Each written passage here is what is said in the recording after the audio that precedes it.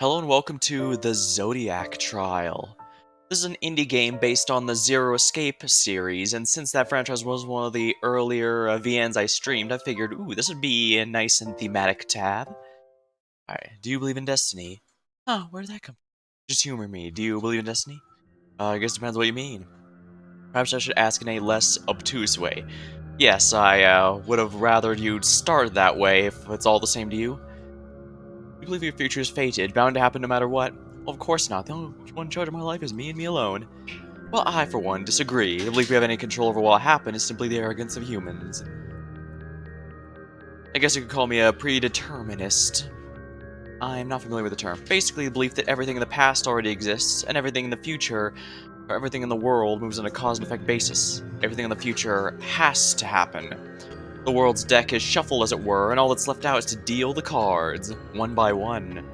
Any semblance of free will we have, well, it's more of a coping mechanism than anything else. Your genes and history were decided without your input, and like it or not, those two factors really make the decisions. Damn, that's a bleak way of looking at things. I actually think it's a good thing. Whether or not I'm in control of myself doesn't really matter to me. Jumping right into the philosophy here. Well, I will start out by saying that the concept of fate is sometimes misunderstood. Like, I know there's a whole... Wasn't there or one movie where a guy woke up one morning and found out he was destined to be a serial killer all along? Well, it makes for an interesting story, that's not how destiny actually works. If you were meant to be a serial killer, you'd already be a serial killer, basically. Yeah, you don't wake up... Fate isn't something where you wake up and, oh no, now I have no choice but to be a terrible person, even though I don't want to. No, you'd have already been that way, so you can rest assured if you're already not that kind of person, if fate is a real thing and you were not meant to be that kind of person, then rest assured you're already not... If you're already not that kind of person, you won't be that kind of person. Or at least that's generally how it's supposed to go. But yeah. Well, at least it's already being very zero-escapey if it's already starting up now and making me, starting a discussion. Feel free to discuss or argue with me if you're watching the VOD here or anything. By all means, even back in Deus Ex, I appreciate anyone who gives their input, because the whole point of something like that is to start a discussion, you know? I'd easily trade away for it's the predetermination provides. You mean benefits. Another question, have you heard of Laplace's demon? This one I actually have, but I'm not going to explain it again, only to have the game immediately explain it right after. But yeah, Laplace's demon was actually in SMT Devil Survivor for the DS. Or was it on the GBA? Crap. Oh yeah, I think it was on the GBA and then got a re-release on the DS. No, it was all... I know it was always on the DS and then got a remake on the 3DS, and that included voice acting stuff. Okay, now I remember. Dang, it's been a while. Actually, seeing as I hadn't even heard of Predestination, I suppose the answer's obvious. Laplace's demon is created by Pierre Simon Laplace in 1814. This demon of his is quite a clever creature. It knows the precise location and momentum of every single atom in the wide universe. And if that wasn't enough, the demon's so clever that based on the information it has, it can predict when where those atoms were and where they'll go. Yeah, there's a few theoretical demons that some might have heard of, like Maxwell's demon, and Laplace's demon is another theoretical creature. That was enough. It's so clever, based on the information it has. And yes, this is a point in Devil Survivor. For anyone interested in picking up that game, I recommend it. Since there's two Devil Survivor games, I do like the first one a bit more in terms of story, but I like the second one a bit better in terms of actual game mechanics. The second one gives you a lot more control over what events you do and don't want to cause, as well as the general refinements of the battle system, so... Yeah, it's one of those games where the gameplay improvements are absolutely solid, but sadly the story is a little not as good. Which is a shame, because I really did like Devil Survivor 1. It's not often an SMT game makes me consider the law and chaos options without feeling like an awful person for doing so. And if that wasn't enough, this demon's... Oh wait, I forgot to continue. If this demon really existed, it would accurately recount every single historic event, regardless of location or time period. And if it existed, it could predict every single thing that has yet to come with 100% accuracy. I'm not seeing these benefits you were talking about. Well, obviously, this example is very extreme, but in a more controlled setting, geniuses can function much like Laplace's demon. Aw, crap, are we going to the Minority Report universe where a bunch of children were sacrificed to become psychics to cause all those events? To read future crimes? Through careful analysis of the past, cause effect, possible futures can be gleaned.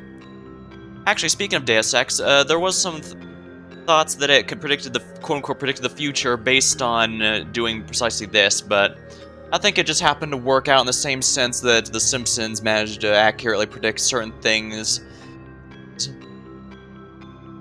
Although I guess in The Simpsons case, that's more because if you have so many episodes, I think it's like almost 1,000 now, if not already. Yeah, with how many episodes, something's just gonna match up. And indeed, there's eventually some things are gonna be predicted that are going to be accurate. But it's hard to say, I guess. Well, as I said, my theory is simply that Deus Ex, Zero Escape, and etc. are here for the case of causing a discussion to get you thinking, not necessarily predict the future, even if that happens to be what they're going for. I mean, I've joked a bit about us potentially seeing the RoboCop future, but I don't think RoboCop set out to predict the future. It was just meant to a movie to get you thinking. Think. Humans are no more than fleshy wind-up toys. Think, peer into coding, the innermost mechanics and the clockwork behind their minds. Think, become a demon, play with toys, control the future. Aw, crap, this became an SMT, really did become an SMT game all of a sudden. Alright, time for my negotiation skills to be put to use. Damn, my head aches. It's like I can hear a blaring What? Just ringing and ringing and ringing. Make it stop. The noise, it's so real, it's so real. Oh, these are just settings. Oh, rollback slide. I guess that's fine for now. I did adjust the sound to make sure it wouldn't drown out my voice because it actually started a little loud. Hopefully that won't be a problem though, but if it is, by all means, let me know in chat or in the comments and I'll make sure to adjust it for the future ones. Opening my eyes, I can find that I can see again. Moving my legs, I find that I can spread them apart again. Oh dear. The pain in my muscles as I start to stretch out is just a reminder that I'm no longer tied up, no longer bound and gagged. The ring stops, seemingly done its purpose of waking me up. I can see, and yet my vision is obscured. What's that feeling on my face? In an instant, I realize I'm wearing a mask. What the? I tried pulling it off. As I struggled, I was afraid I wouldn't be able to remove it, but after a yank, the fear subsided. What is this? A mouse mask? Oh, not sure you can see my mouse here, but... Computer mouse, I mean. The mouse mask here has some, splotches, it looks like. I can only assume that when they exported the image, transparency didn't work as intended. Well, it looks like it's an actual image of a mouse that they clipped for it, so something like that is unfortunately inevitable a lot. It's made of cheap plastic, something you'd find for a bargain bin at a costume shop. There was no hole for your mouth or ears or anything, just two small ones you can see through its big cartoonish eyes, and it's supposed to be intention. Oh, I see. It's supposed to be where your eyes peer through. In that case, I guess the bottom there is supposed to be where your breathing mask, but... One's next you can put over your head. But wait, why was I struggling to yank it off? I guess something still looks a bit off about it, though. It was attached to something on my neck. Wait, something on my neck? Next thing I noticed was a cold, metallic, heavy necklace that must have been around my neck. Dang, fashion sure is oppressive these days. Again, my hands rushed to try and yank it off, but there was no avail. I couldn't get a good look at it, but something metallic and heavy was strapped to my neck. After the shock of those rapid-fire discoveries and the drowsiness of waking up from my sleep had both worn off, I decided to actually take a look around at my surroundings. Yeah, I guess if they were bound and gagged for a bit, it only makes sense they'd be rushing through too many things before... Oh wait, I should probably gather my surroundings. Although, this is starting to be very nervous. Do I basically have the shock collar from Yu-Gi-Oh! GX? Because if so, I guess I'd better be ready to duel. I appear to be in a high school classroom, of course, a science classroom if I had to guess. What on earth was I doing here? Before I could start thinking about it too much, I realized there was another person in the room with me, awkwardly getting to his feet. Ah! Whoa. Who the hell are you? What on earth are you doing here? How the hell should I know? Because you clearly brought me here. What? No, I didn't. Really? That's just what someone who did bring me would say. I'm pretty sure that's also what someone who didn't bring you here would say. Unless a protagonist here somehow thinks that someone being honest would lie and say they did. I have no idea what you're talking about right now. Hey, don't play games with me. I wake up there with a mask over my head in a random classroom. Would expect me to believe the guy already in the room with me has nothing to do with it. Hey, I just woke up in here too. My back and my muscles started spasming out of control. They must have gotten with hit by a taser then. It felt like an instant. A blindfold was on my eyes and a gag around my mouth. I just started to recover from what I assume was a taser. Yeah, when my hands were tied around my back. Yeah, I guess the protagonist figures that out too. From here, as much as I struggled, I really was just along for the ride. I was dragged for a bit, then I assumed put into a car or truck. I was on the move for a while, then when I wasn't, I was dragged a bit further. It's hard to tell, really. I was already tired, and the shock took a lot out of me. It's crazy to believe, given the circumstances, but after a while, I fell asleep. It'd been hours of nothing. Anyways, I figure if my kidnapper wanted me awake, they'd wake me up. I guess they finally did. Alright, so it sounds like this person's an adult who gets put in a high school situation rather than a high school student. So, yes, that makes sense. Oh, who's the prick who did this to me? What gives them the right? Hey, calm down. I get the outrage, but these are the sort of situations where losing your temper can be deadly. First, let's try and figure out what's going on calmly. Yeah, you're right, I gotta focus. Breathe in, breathe out. Alright, that's better. Sorry about all that, I wasn't acting like myself for a moment. Well, that's totally understandable. Frankly, it's impressive you managed to calm down at all. It's a good thing you were here to calm me down, otherwise I might not have. So first things first, we make introductions, right? Hold on. Huh? Considering the circumstances, giving out our names might not be the best idea. Why? Well, think about it. We know nothing about each other, we know nothing about where we are, and we know nothing about why we're here. That didn't answer my question. Look, I'm not saying I'm certain it's a bad idea, I'm just saying there's a chance we're being monitored, and saying our names could backfire. I'm certain whoever caught us might already know who we are, or I guess it could have been an opportunity thing. I'm honestly not sure. On one point, he does have a point. If we were just captures of opportunity, then knowing who we are means they might know who to go after, who to blackmail to try and get some sort of profit. Meanwhile, if we do say who we are to one another, we could very well find a connection.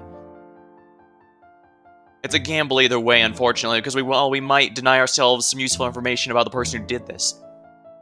It also keeps our loved ones and those who aren't captured more safe if they truly do not know who we are.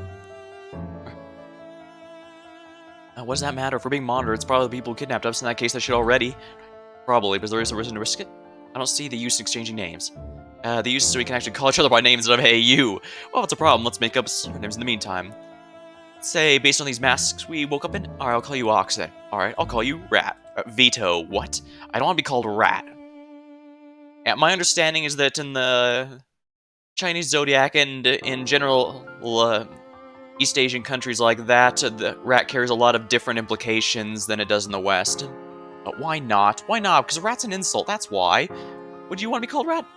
Fair point. Mouse, then. I guess that'll have to do. Now what I would have gone... Not what I would have gone with, though. Alright, so, Ox, what's our plan of attack here? What's the protocol? I genuinely don't know if our character is male or female, for the record. It might be intended as a self-insert, or it might be like Junpei from Zero Escape, the first Zero Escape game, rather, where we're an established character. I guess we'll find out very soon. I'm not sure if there's a protocol for this sort of situation, but I think in trying to figure out what's even going on would be a good starting point. Let's analyze the situation. What should we be talking about? Well, first things first, are there any immediate dangers? I'm not sure about that, although if I had to say something, this brings me some concern. He gestured with his neck, which now notice boasts an incredibly dangerous-looking metal contraption. Oh, what the hell's that? I know, whatever it is around your neck as well. Crap, we really are in the Yu-Gi-Oh! GX universe. We're expected to duel underground for the pleasure of others. Presumably, I can't actually see what's around mine. It is? Oh crap, you're probably right. Seriously, what is that? Well, it seems to connect to the bottom of our masks, for one. See, there are these magnetic straps which line up with these parts. Tap to the neck brace. So, these are just to help us wear the masks? That seems rather excessive. I would be highly surprised if that was their only purpose. Yeah, let's not beat about the bush here. I think it's highly likely that these necklaces aren't from Yu-Gi-Oh! GX like I memed about earlier. I'm pretty sure they're the explosive collars from Fallout or Streets of Rogue, for that matter. No, wait, no, that's more of a headband, but same point, you know what I mean? It's those sci-fi collars that force people to behave or they explode. There's a variety of other uses they might have. For instance, they might have microphones or speakers. Oh yeah, though I think they had one of... Yeah, if I remember right, they had one of those mics in the original Battle Royale movie from Japan. Probably some sort of tracking device which gives away our location as well. Hard to wager a bet. They're probably some way remote... Yeah, exactly. Remotely taking us... Getting rid of us with these. Remotely! Okay, now that's obviously an Ace Attorney sound effect right there. Remotely? I started struggling with the necklace, seeing if I could pull it off. Hey, calm down. I don't think whoever put these on would be so kind as to let them be pulled off by force like that. You know, for someone who claims to be in the same position to me, you seem pretty chill about the possibility of your own demise. Obviously, that's the worst case scenario, but has no bearing on how I should act right now. I'm being logical. How's this for logic? My necklace dead, the device equals not a good time. That add up for you? Look, if they really wanted to do that to us, our kidnappers could have done it at any time. So even if they can, we should be safe for now. He has a good point. If they specifically needed us to be corpses, they would have already activated whatever it is. Oh no, was there another skip? Because the session on Twitch says almost 6 minutes now, but it says 17 minutes here. Or on my... Oh, damn it. Yeah, there's about 10 minutes there. Or that's missing. Yeah. I guess there must have been a hiccup in either recording or internet. My Sekiro VOD last night had that as well, but it stabilized after. But it does suck because now I have to download these. And now I have to download these and edit them together, and then re-upload them. It's just a hassle. Well, at least I'm getting video editing practice, even if it's very basic stuff. Alright, not the most reassuring reasoning there. We're not in the most reassuring of situations. Alright, first things first. First, where are we? This appears to be a school classroom of some sorts. Probably a science classroom, judging by the diagrams and textbooks. I got that much genius. Ask what the hell that means. Our player character seems to be a bit stressed. I'm not sure. Taking us to a school is certainly an odd choice. Shouldn't there be kids here? I mean, it should be Tuesday, right? I can't imagine this is an abandoned school with how well kept together the whole place is. Oh yeah, well, there would be dust everywhere, and generally signs that it's not used here. I mean, even in Danganronpa, it was pretty clear when a school had been recently used versus when it had been abandoned for ages. What are you talking about? It's Thanksgiving break. Of course there wouldn't be kids here. Oh, yes, right. That completely slipped my mind. I know Thanksgiving's no Christmas, but what sort of life are you living where you don't even remember it? I mean, maybe he's Canadian and he celebrates Thanksgiving in October. I remember Thanksgiving just fine. It just wasn't on the top of my mind right now. More to the point, this means we're just in some school during the holiday. Which brings us back to the question why the perpetrator would choose this kind of location. Judging from the height, we have to be on the 3rd floor, is it? So we're not even close to the school's entrance. Ooh, try opening the window. Why? Just do it. Fine. Tried to lift it, but the frame wasn't budging. Looks like it should be able to open, but it's going nowhere. My guess is it's glued shut or something. Ah, damn it, I was hoping we could climb out. If you wanted to get out of here, you realize the door over there is wide open, right? Oh, please, you know, I both know if we walk out the door, there's no way things will be that easy. Think if you banged on the window and waved out, someone would notice us? There doesn't seem to be anyone in this area, and even if we were, I doubt they'd notice us. Alright, why were we taken? I can't imagine we were kidnapped for no good reason. Do you have anyone who hates you or have reason to suspect you'd be targeted like this? Was there a good reason I'd be kidnapped? As much as I'd love to say I'm the adventurous girl. Okay, so Mouse is indeed female here. As much as I'd love to say I was the sort of adventurous girl to make a dozen criminal enemies in my past, I couldn't think of a single thing representing motive or kidnapping. I don't know, maybe you just said something contentious on the internet. I mean, I've gotten into arguments on Discord servers all the time. I imagine there's more than a handful of people who want me dead for no other reason than my... Nah, that's not true. I will admit, if I'm completely honest, sometimes I let the debates get more heated than they deserve, so it's definitely not just the other person. I've definitely caused problems by accident, and so on occasion. Well, I guess it's a bit redundant to say, but you get what I mean, right? Yeah. Yeah, my point is I'm not exactly innocent of causing these fights. I don't know any secrets. I don't know any rich or powerful relatives, at least not to my knowledge. I haven't done anything that would leave someone cursing my name again, at least not to my knowledge. I was just a student, almost out of law school. I suppose even with internet arguments, people will get heated as much, but then kind of forget everything in like 5 minutes when they move on to something else. But you never know, there's always that one person who gets pretty angry, or maybe there's a streamer who overlooked the wrong person's donation. Ooh. On that note, feel free to like, comment, and subscribe. I was aiming to work as a defense attorney. Now, if I actually had become a defense attorney, well, there might have been some motivation somewhere, but why target a student? No, there's no leads to be found in this sort of thinking. Alright, so we're a college student. I'm sorry, but I can't think of anyone who'd have it out for me. Unless we're putting disgruntled law students on the suspect list. And we're not. And yeah, I'm fresh out of ideas. What about you? Any dangerous enemies? Unfortunately, yes. At this point, I've made dozens. And none stand out to me, so I can't really use that as a metric to pin anything down. Dozens? Yes, well, it comes with the occupation. Oh, what's that look? Ox, are you a mob boss? What? No, how on earth did you get that sort of impression? How else do you make so many dangerous enemies at your age? Oh yeah, I guess the idea is he's not supposed to be too much older than us, which means probably out of school. You know what, forget it. It's pointless to talk about. Even if we could pin down which one would have it in for me, it doesn't explain why that'd also capture you. Unless, do you happen to know me? Now that you mention it, you look vaguely familiar. I couldn't place it well enough to say anything for certain. I guess he might be a prosecuting attorney. I mean, if he's like Barak von Zeeks, then of course he's going to have more than a few enemies. Sorry, but I got nothing. If there's some connection, I can't find it. In that case, it's best to assume the abductions were semi-arbitrary. Alright, so yeah, there might be a connection to us we'll find later as we remember one another's true names, but... Alright, what are those on the table? I don't know. They appear to be tablets of some sort. I don't know if they're related to our situation. Seriously? You think these are normally found in the classroom? Schools are modernizing with the times. Who's to say they wouldn't employ tablets to help with the lesson plans? I actually have seen some colleges that start to employ uses of tablets and stuff for teaching tools, although they're not typically not given to the students. There's some programs that can help them get access to a computer tablet, but individual classes didn't give them up, or at least that's what gave them out. At least that's what happened back when I was still in college. Although I guess that makes it sound like it was a long time ago, but now it's just until the end of last year. At time of recording, that is. Oh, but look, there's a mouse and ox symbol. Well, that's certainly more compelling evidence, isn't it? I grab one and try to turn it on, but there's no response. It's not turning on. Maybe it needs diaries? I would think it's been modified in some way to only light up when necessary. Perhaps the kidnappers will use this to contact us. Are you sure? Wouldn't it be fine to let us turn on the home screen and text us messages or pictures? I feel like hacking the tablet itself is unnecessary. Functionally, I'm sure there could have been a workaround. Or perhaps this was done for aesthetic purposes. It seems like a lot of work just to make it look cooler. I think we're getting off topic here, much as this debate is grounded in speculation anyways. What do we actually want to do with them? I'm not sure. At least for now, I'll hold on to the one with the mouse in the back, and you can hold on to the one with the ox in the back. Sound fair?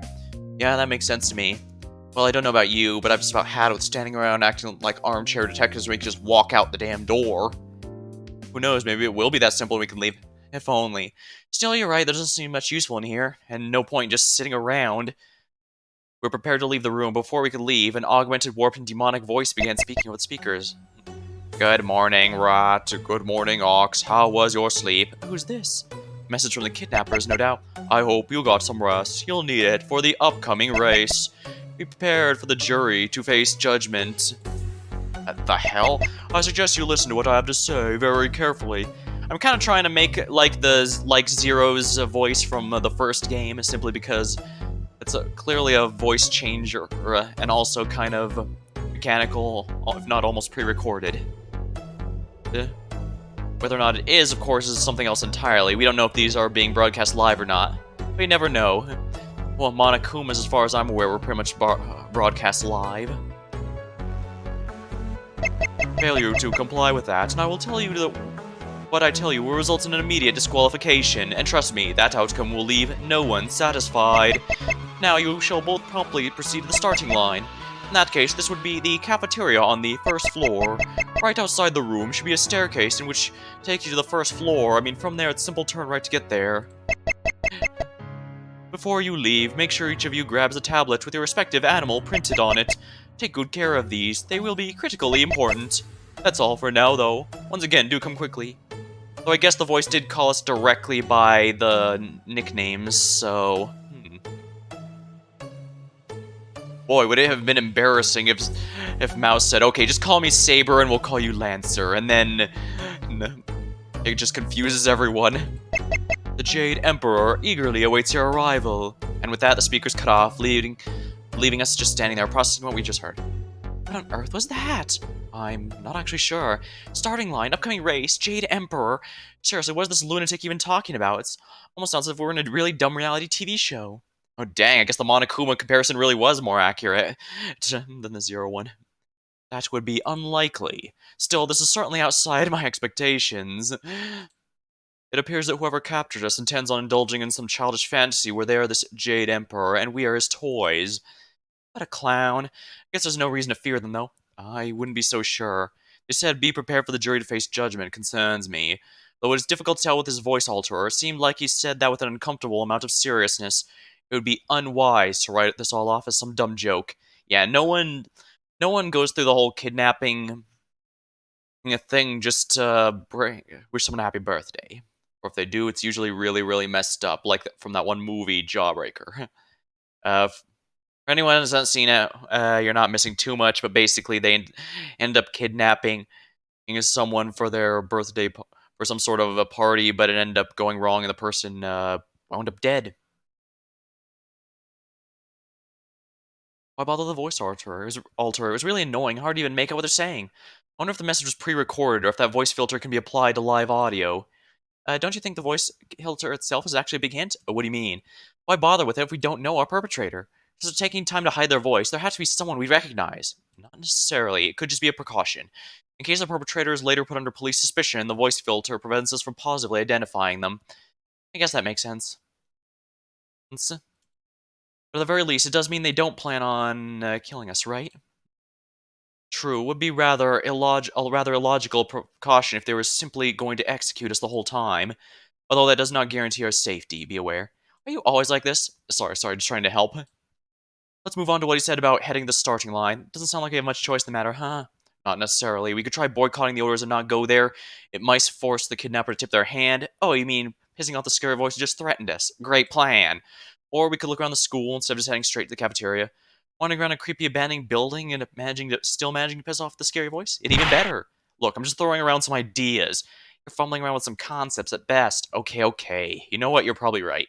As much as I hate to admit it, at that moment we don't have much of a choice. For now, at least we should shut up and do what the voice tells and pay close attention to everything it says. Agreed. Then if we're in agreement, why don't we simply start making our way down? Let's. With that, we grabbed our stuff and exited the room. Some part of me froze up the moment I set foot in the hallway, like I just entered some hostile dimension. But no, it's just a normal school. Nothing to worry about. Like the voice said, there were stairs right by the classroom we'd been in. We made our way down and soon we were on the first floor. This feels a bit more like the first, yeah. The backgrounds make me, what I mean is the backgrounds make me think a bit more of the first Danganronpa game where it's mostly distorted photos and such. Although I don't think they actually did very many of those. I think it was mostly 3D assets, but you get what I mean. With a bit more wandering, we made our way to the cafeteria. As we got closer, I started to hear voices. It seemed as though we weren't the only ones in the building. The cafeteria ended up pretty spacious. It made sense that the voice TM would choose this to be the gathering area. Was the I'd ask if the TM was necessary, but I think, keyword, think this is supposed to be the protagonist putting the protagonist thinking about it. The protagonist line of thinking, I mean. She doesn't know that, she just calls them the voice TM. I suppose I'd be lying if I said I wouldn't have done something similar if I were in a similar situation. I also can't help but notice a large TV bolted to the center wall. Judging by the surrounding aesthetics, it seemed to initially have been there. More importantly, there were 4 other people already in the room, each of whom had a metal necklace just like ours. The man and woman arguing on the other side of the room caught my eye. Before I knew it, we were approached by the other 2 people present. Hey, great to see more faces. Hell yeah, it's great. For a minute there, I was worried those 2 were going to be the only other ones here. Well, that was double for us. Seriously, we were left wandering around this creepy school by ourselves any longer. I think I'd have gone crazy. Is my company really that bad? Anyway, you 2 don't happen to know why we're here, what's going to happen, do you? I'm afraid to say I don't know more than you do. I mean, I'm guessing. I'll go on a limb and assume this guy is the rabbit, since, you know, rabbit themes. You were both attacked, tied up, and brought here without any knowledge of your surroundings, right? Yep. And let me guess, the two of you woke up in some classroom with animal masks on. Freaked out when you realized you couldn't remove the collars, and then some creepy voice came on the speakers to give you a bunch of instructions. Yeah, pretty much. Then yeah, you know about as much as we do. Hopefully getting some answers here soon, huh? Yeah, I hope so too. Anyways, it's not the best of circumstances, but it's a pleasure to meet you two all the same. Indeed. I'm called Ox, and you can call her Mouse. Ox Mouse. We're using animal masks we woke up as code names, just as a general precaution. Ooh, it sounds fun, I want to join on that. We've already told each other our names. Yeah, we haven't told anyone else. Alright, you can call me Tiger. And this here is Bunny. Sure, why not? I'm Bunny, guess I hope to work with everyone to try and figure out what's happening. Alright, give more of a surfer lingo. I look forward to see what help everyone figure out what's happening. I hope to as well. I mean, we need to. This whole thing's crazy, right? What on earth is with this person calling themselves the Jade Emperor and rigging up a school like this? Yeah, it's pretty exciting, right? What? I mean, the whole kidnapping business? That was real lame. Who has sold someone from behind with a taser?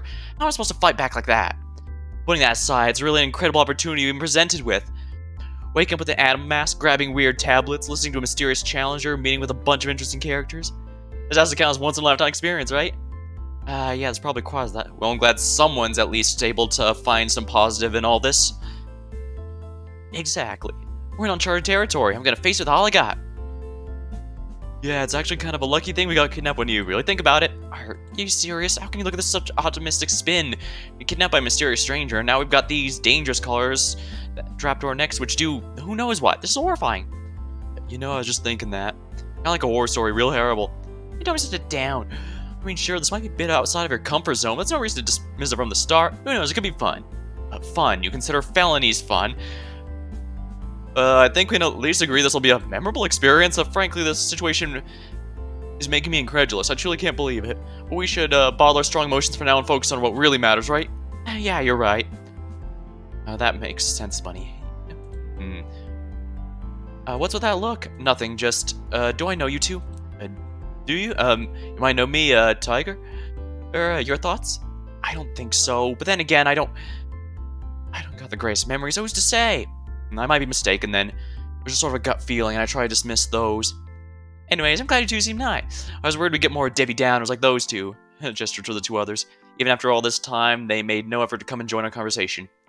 You're not the friendliest with them? Not exactly. Between you and me, I'd hesitate before thinking about trusting them. Oh, but don't tell them I said that, of course. Neither of them seemed to have a good impression of the strangers, but considering the situation, there wasn't a time where I could afford to be picky about who I hung out with. It's all the same to you, I'm gonna head over there and say hi. Agreed, I think exchanging the words at this point would be wise. I'll tag along then. Who knows, I might just have gotten off on the wrong foot. Well, you three go ahead with that. I'm fine right here. With Tiger vocally abstaining from the meeting, the rest of us head over to talk with the odd pair. Yeah. Since it was mentioned in Zero Escape, I should probably mention it here. Another potential reason they could be using the voice changer is because it could be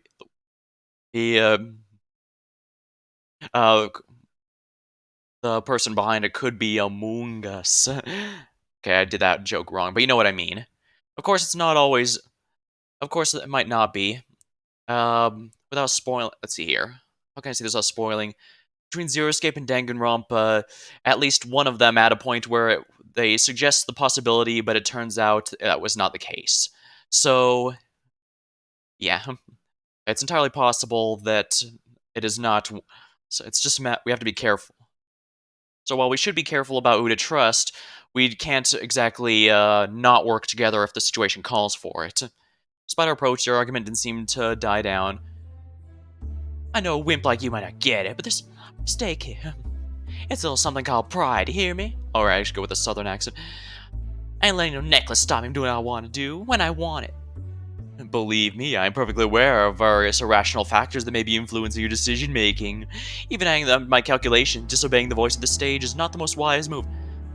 Do I look like I give a shit about the wise move? No, you certainly don't. Now what the hell is that supposed to mean?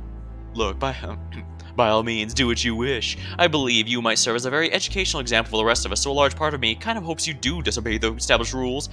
However, due to us waking up in the same classroom, I have a very real and disturbing fear the two of us might be considered partners or some such by our captor. Considering that possibility, it would be awful disadvantage to me if my partner were to die before the games begin, even if it wouldn't make much of a difference. You want to try saying that again? In fact, I'm telling you to. Say that again to my face. I find repeating myself a bore, but if you insist... Hey, hi, sorry to interrupt. Want to introduce yourselves? Great, there's more of you. Now, who are you two? I'm Mouse and this is Ox. Ox Mouse? What kind of hell name are those? Ah, you two are taking up the mantles of the animal masks you wore up in, right? Quite the reasonable move. In that case, you may call me Snake. And this here is Dragon. That's my name. Feel free to introduce yourself however you want. I just thought Mouse's naming suggestion appropriate. I'm not a fan of playing pretend, but Dragon does sound like the coolest animal here, so I guess I'll go with it. I'm sorry to interrupt your conversation, but earlier you said before the games begin. Would you mind elaborating a bit more on that point? Ah, yes. I'd raise my eyebrows. To my understanding, snakes also have different implications in the East than the Eastern countries than the Western ones, but I guess that explains why he's called the Shrewd Man. Raise some eyebrows. To be clear, I'm not privy to any information you are not. I was simply a presumption of mine. A presumption? It would be rather tedious process to detail every step of my thought process, especially considering the theory will soon be confirmed or denied, but simply everything I've seen so far suggests we are going to be tasked with some sort of challenge involving the whole school, with our lives hanging in the balance. Oh wait, our lives? Again, only a presumption. I have quite the imagination, so perhaps I'm overselling the stakes. That's a sensible theory to have. I was thinking something along those same lines, although still far too early to call. Indeed, it is. I accept that I could entirely be off the mark.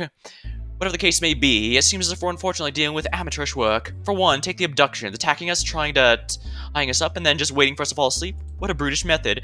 Or assailants do their job properly, surely they could have arranged some sort of a spore to effortlessly knock each of us out. True, getting the proper drug dosages for each of us as to not kill would certainly have been some work, but they're going through the trouble of getting a hold of our medical records surely wouldn't have been too great. The masks as well scream of cheap production. They get these at the dollar store. Truly, it couldn't have been too much trouble getting some masks of high quality, seeing as these will likely be the focal point of what is to come. Whoa, that's a real eye for detail you got there. And a real passive attitude towards our abduction. Oh, don't get me mistaken. I am nothing like Miss Tiger, that is. I found this whole thing incredibly aggravating and insulting, not to mention, well, frightening. However, it's one thing to abduct me beautifully, another to altogether in such an ugly fashion. Beautifully? Look at this, even if you dislike poetry, sure you'd rather read good poetry than bad if you're forced. I'm not sure those two situations are comparable. Forget it with this clown. He'll talk and talk and talk with a bunch of fancy speaking logic or whatever, but he won't do shit. As opposed to you, who wishes to blatantly ignore simple rules. Hell yeah, I want to ignore them. I don't get why you're all doing some asshole too afraid to even show his face. I'm not dying to someone like that. Though someone like that was able to knock you out, right? Well, at least I actually got a hit on the asshole like everyone else. You got a hit in. Before we could further discuss that, I heard a commotion from the other side of the room. It appeared two more had made their way to the starting line. Tiger is greeting them, but I want to talk to everyone. I'm going to talk to the new visitors. You do that. I want to talk with these three some more. I made my way with the new guests, where the differences build slightly startled me. Judging by their expressions, they were both unamused with Tiger, who was likely getting to the part where she explained why being a doctor is actually a good thing.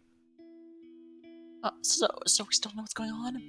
Yeah, but I'm sure we'll learn soon. I guess that's it then. What's that? Oh, Mouse! Great time, I was just explaining the situation to Horse and Sheep here. Hi, good to see more faces. Oh, so, seems like a downside to me. Don't be like that. Fine. It's good to meet you, Mouse. I am Horse. If you need anything, ask me and I'll help if I can.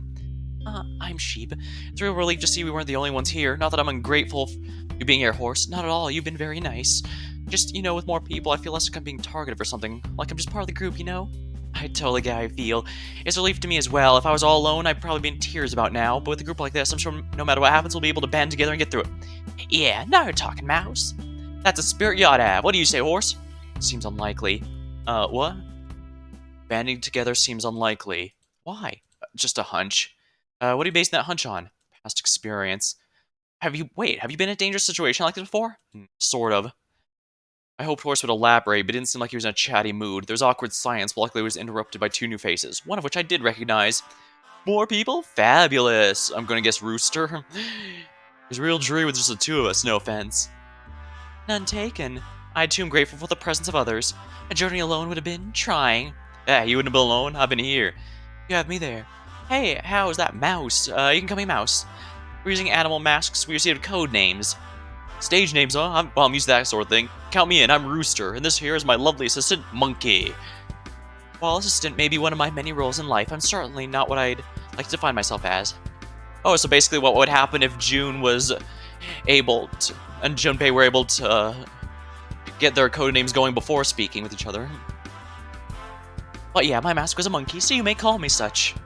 So basically we just need to get ourselves a monk, a pig, and we can go on a journey to the west. So why are you all here? Sad to say I don't recognize one of you. Recognize? That's a bummer. Why we're still here is still a mystery to all of us. Why? Do you know why you're here? It's astoundingly obvious, at least to my mind. I first thought I was being held for ransom. Opportunistic scoundrel was leveraging my life. Or a few measly K's. Nah, M's. As I thought about it more, I made a genius deduction. If that was the case, there'd be no reason to let me wander around the school, give me an opportunity to make a stellar escape. With that first possibility off the table, the only option left was a fangirl who captured me in order to make me act some perverted fantasy. You mean like that episode of Sonic Boom? Understandable. So if you're also here, you must also... Actually, it's all based... Technically that and all the other similar shows are based off the Stephen King's Misery, I think it was called. But yeah, I think that one would probably be the one most nowadays would be aware of, so that's why I tried to bring up the Sonic Boom one and not the Stephen King one. Just to try and make sure as many people were recognized as possible. So if you're all also here, you must also be famous as though being forced to play along. You're saying none of you well known? No. Oh, drat. It appears off my mark with that theory. Have you thought this about capturing famous people? What do you think Monkey is doing here? I thought the villain brought her to give me a love interest. At the time, I too thought it was a strange casting choice, but maybe they just had a thing for Asian chicks.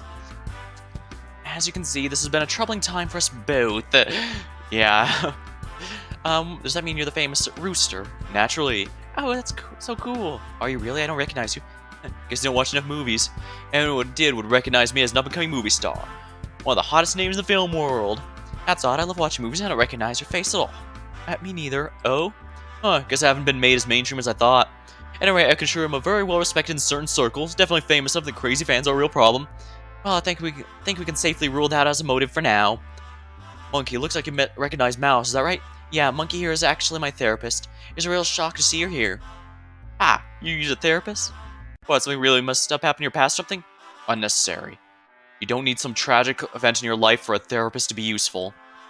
Excellently said, Horse. More and more we're learning that every human has struggles in their life. Some may appear greater than others from the outside. We can't know how everyone handles them. What we can know is that everyone deserves to be at peace, living a happy life. Yeah, at the end of the day, not everyone knows how to properly handle with rough patches in life. So, it's understandable why someone might need one, even if they don't have what most would consider a really heavy time. Finding a stable mental state is an essential step for that process. I don't know. It's one thing if something super tragic happened, but others sounds like you're not approaching life with a good enough attitude. Excuse me? Peace. It's quite an understandable mindset. Society has many broad misconceptions about mental health, reinforced by history spent dismissing what is natural as weak. I commend you, Tiger, for being able to maintain such a positive outlook in life. I agree that for someone like you, I doubt therapy would be of much use. Obviously, why would it? At this conversation, noticed there's 2 more in the cafeteria. The other group was already filling them in, but I decided I wanted to make introductions, so I walked over. So I guess I'll be Dog then. And you're fine with being called that? You call me anything you want, I honestly don't care, just don't call me late for dinner. That joke wasn't worth a chuckle. Yep. I thought it was kind of funny. Why? I just call me Big then. Interesting choice. Actually, from the for lack of a better term, box art of the game, that is the store page image, I seriously thought the pig here looked like Velma from Scooby-Doo, but here she looks a lot more different. She looks more like May from Overwatch. How interesting. Yeah. Oh, I don't like that much at all. Would Boar be preferable? Not really. Hey guys, nice to meet you too. Mouse, pleasure to have you rejoin us. It's pretty nuts going on. You're telling me I'm losing it right now. I mean, what is even happening? Why can't my life be nice and simple? Simple and clean, that's all I ever wanted. Is she a neat freak? I guess that is a bit more May from Overwatch than Velma from Scooby-Doo, which is a shame. I really like Velma from Scooby-Doo. But no, I have to be trapped in this scary school with a scary mask and scary collar. I hate it so scary. Exactly. Yeah, this pretty much blows. I mean, if you're gonna kill me, just go and get on with it. Don't make me wade through all the bullshit. I mean, do a race or whatever. What a pain. Then why go along with it? Said once, I'll say it again. We've no obligation to do what this voice prick tell. All right, I gave her a southern accent. I'll say it once, I'll say it again. We're under no obligation to do what this voice prick tells us to. Yeah, but I don't know. Not like there's been any difficulty in the instructions so far. Might as well go with them. I mean, why not, right? That's your reason for obeying the commands? I mean, pretty much. That seems awfully blasé of you. Thank you. He's been like this whole time. Like we haven't been kidnapped and put in a life or death situation. Situation to freak out. For some reason, just acting like this is, like, Jill, like this is all good or something. Well, I can't help but notice that each person's been partnered. Okay, interesting. It's pretty obvious by now, but every person is being partnered with someone who's pretty much a foil, someone who is a lot more prone to panicking or rash actions, someone who's a lot more calm in comparison. Calm or chill, yeah. And I doubt that's a coincidence, but that does also imply that whoever's behind this knows everyone here to some extent. I'm watching him not lose it's been making me lose it, you know? Alright, she took a deep breath in and let a deep breath out. Okay, I'm fine. Sorry, there's a little much here. I tend to sometimes lose control of my emotions a little. I know it's annoying, I'm sorry. No need to apologize. Exactly the sort of situation. This is the exact sort of situation where you should freak out. Though it would be preferable if you didn't. After a bit more chatter, everyone gathered in the center to discuss the situation. I do believe we have all the Zodiac animals here. We'll say it, folks. This right here, this is pretty not cool. You know, I'm starting to suspect you just might be right. Agreed. It's been a while since someone else came in. You think this is everyone? Probably, after all if this makes 12. What's that got to do with anything? Oh, come now. With everyone's nicknames, surely you could figure it out, right? It's level 1 symbology. Level 1? If you're right about everyone, shouldn't we have heard something by now? I thought they said we'd get more information here. See, this kidnapper's just screwing with it. I say we just storm out of here. Judging from what I saw of the school's layout, the front entrance is probably right down the corridor and you turn right. What's stopping us from just getting the hell out of here? The door will almost certainly be locked. What then? I'll smash it down. I'll smash it down. What the hell do you think? And hey, we got Horse and Tiger. Maybe they'd be even better at it than me. We'd be ignoring what Jade Emperor said. Didn't you hear what they said? They'll probably kill us. Oh, the plan is my vote. This isn't a voting situation. There's no need to rush at present. Surely we can afford to wait longer. Patience the virtue. We were getting unruly. However, as if on cue, the warped voice began to speak once more. It appears everyone is gathered at the starting line. Please relax yourselves, talk with other racers, and wait for a few more minutes. The Jade Emperor will appear to explain the rules very shortly. And with that, the voice cut off. Appear? Does that mean the perpetrator is going to come to us in person? I guess that settles the debate, though. Like hell it does. I don't know how this changes anything. Dragon, please, I understand your frustrations, but they're perfectly natural. However, I believe it takes some time. I have been and I've reflected that I want to get the hell out of here. But don't you think it better to face this head on instead of... but don't you think it'd better face this head on instead of trying to run away? I ain't run away from anything. Of course. I'm saying it sounds like whoever brought us here is going to be showing up shortly. Don't you want to meet the punk face to face? You know what? You're right. How about he show his face in front of me? How about that? Well, I'm glad that's been settled.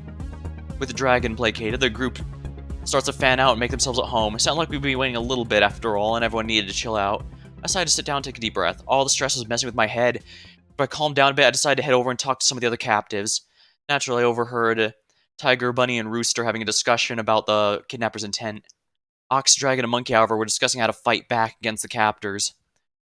So, yeah, if they show up in person, that's pretty much the only chance to fight back, although I imagine he has the button that makes everyone lose their heads, so to speak. So I doubt it's going to be that easy. But I suppose having a plan wouldn't hurt. Pig and Horse, meanwhile, were discussing the food and drink problem. On the other side, I saw Dog and Sheep talking about something. I also saw Snake sitting by himself at a chessboard. He seemed to be studying with some fascination. I was left with a choice. Who do I talk to?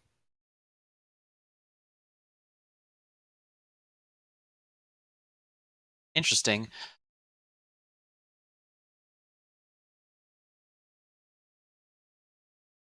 Alright. Food and drink situation is indeed a major issue, although depending on what kind of game this is, if it's like the Nonary game or... if it's like the Nonary game, then then it probably won't be too big of an issue for food and drink, since I believe it only takes place within a certain period of time, not long enough for that to be an issue. Snake is definitely an interesting character. He might even have a nice history of chess by the sound of it. Fighting back seems like a decent idea, yes. I forgot what the others were. Can I go back?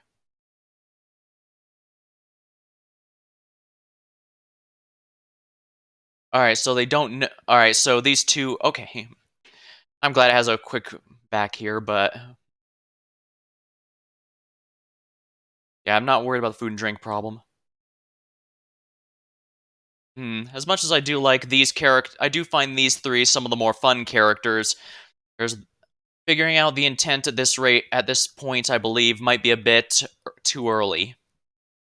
How to fight back is a legitimately good idea, I think, but we don't hold any of the cards yet. Although I have the feeling Dragon's going to eventually force him to play his hand. Like I said, I'm not too worried about the food and drink problem.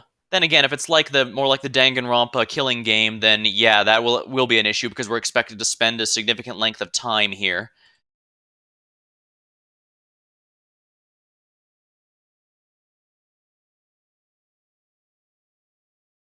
The ones I know the least about seem like the ones I might want to spend the most time with.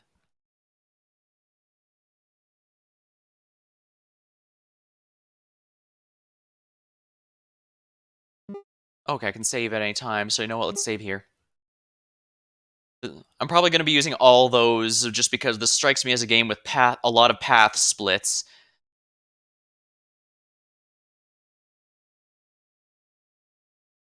Alright. Seeing what these two up to is neat, but I think Snake is the one I'm most curious about. What's so fascinating, Snake, about the chessboard? Yeah, that's what I think. I had to know, so I walk over to ask him. Hey, Snake. Ah, Mouse, a pleasure for you to join me. I noticed you're not talking with any of the others. What would the point of that be? I don't know. Pastime?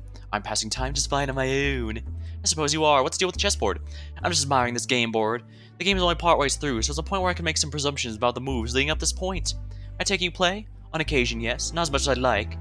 Yourself? My father taught me the basics, but it's been a couple of years since I've actually played a game, and even then if I play casually.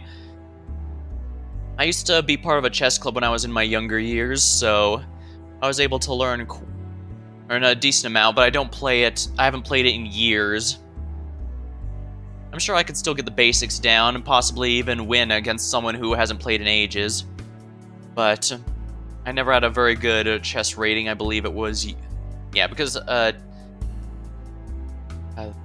yeah, the international chess uses a rating system based on wins and losses, and mine was never especially high, though I suppose that goes without saying. Respectable enough games are to be enjoyed, yes. While there are more art in high-level play, there's often joy in low-level play as well. Say, do you know what makes a good chess player? You mean, other than the general chess skills? I believe general chess skills are exactly what makes a good player, yes, but I'm talking about something more concrete than that. And obviously, this is an opinion-based question, so there's no real right answer here. My father always said the trick to chess was to think a few moves ahead, get inside your opponent's head, because a good chess player is someone who can think more steps ahead than the opponent. Close, Mouse, to my answer. Quite close, in fact. What is your answer? It's the one who can first determine who will win the game. What? Chess is a perfect information zero-sum sequential game. In turn, this means it is a solvable game. While we are far from finding it, theoretically, there are perfect sets of moves that allow one side to win every time. I can actually go... I'm actually aware of this, so I can explain it a bit.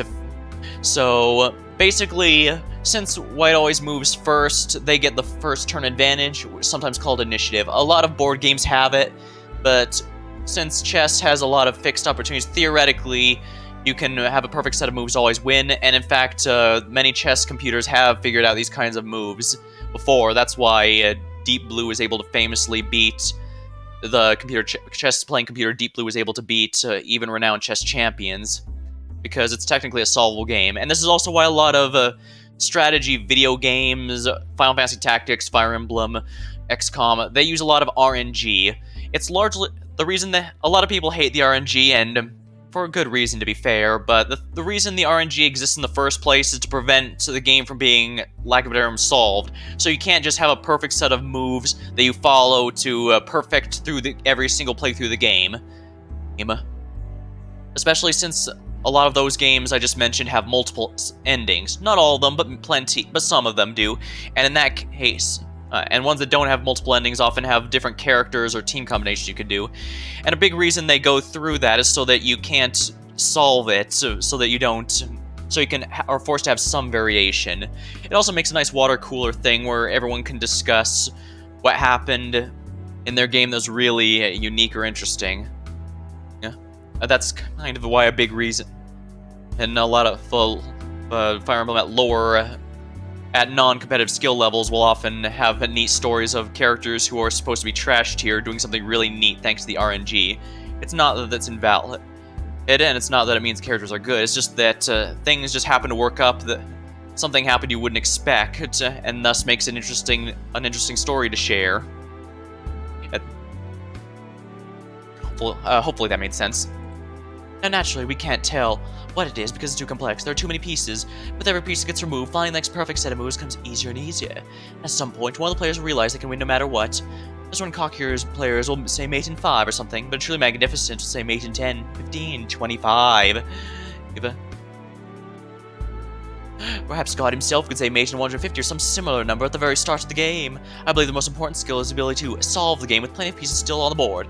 That's an interesting way to think about it. Does that have anything to do with this game? Perhaps not, but perhaps so. That doesn't clear much up.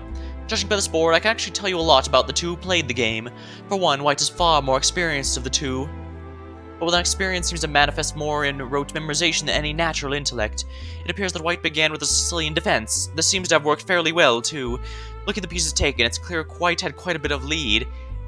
And yet there's a clear as detailed board, can you tell? The king's knocked over, right? I know what that means, but I have the feeling the game's about to tell it, so I'll let him. That's the universal symbol of surrender. Precisely. White seems to have given up the fight, despite apparently having the lead. Looking at the board, I wouldn't have been able to see any clear checkmates from Black.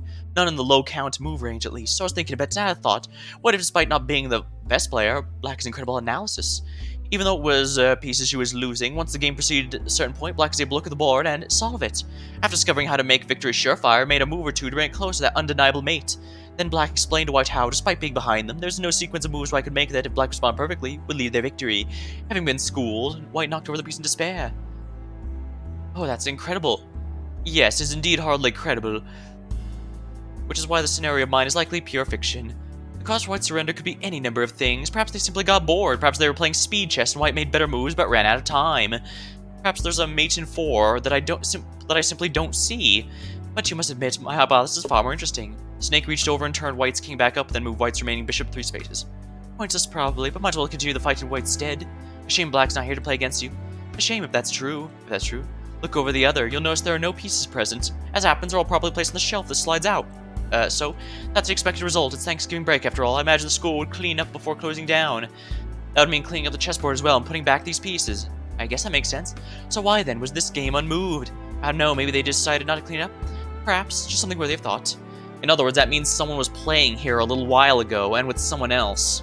Oh, that might actually imply that there are actually 2 perpetrators behind this.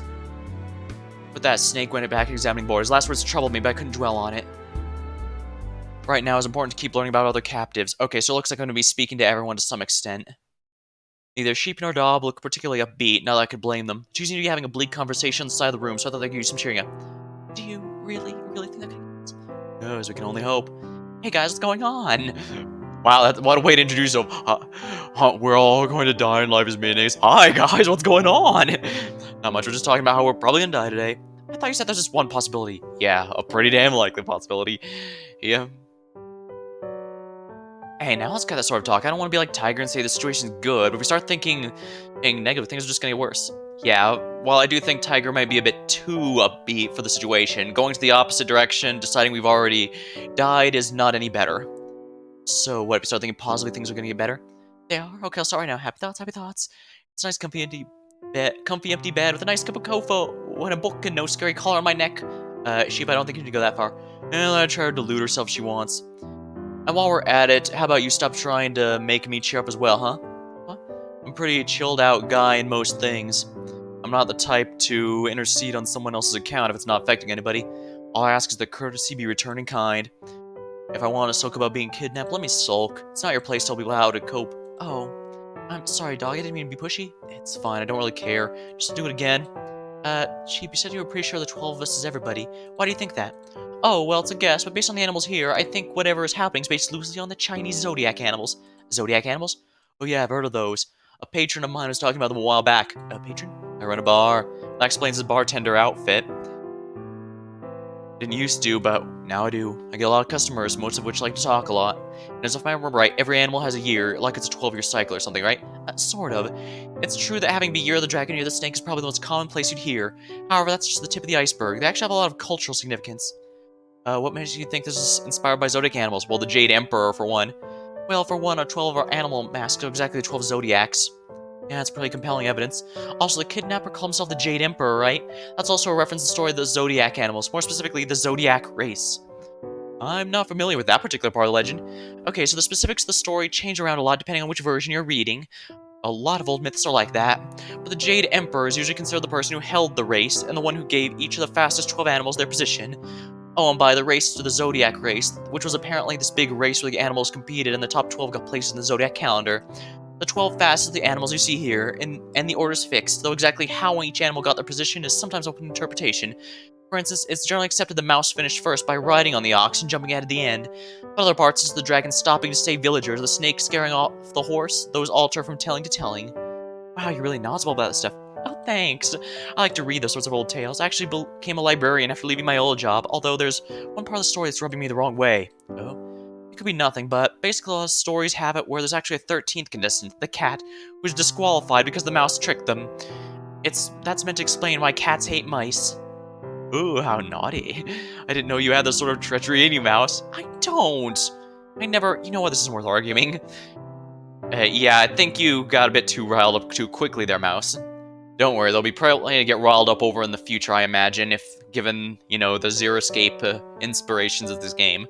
Well, it also seems to have a bit of Danganronpa, it feels like, given everyone's trapped in a high school and all that, but I guess we'll find out. No reason. I was wondering if that aspect of the story had any significance, seeing as our captor seems to be emulating the story. Oh, gotcha.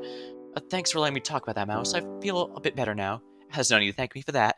After all, I did most of the work there. Does talking with me make you feel worse? Because honestly, understandable. No, it's just, I don't know. I feel like there's a lot of pressure right now.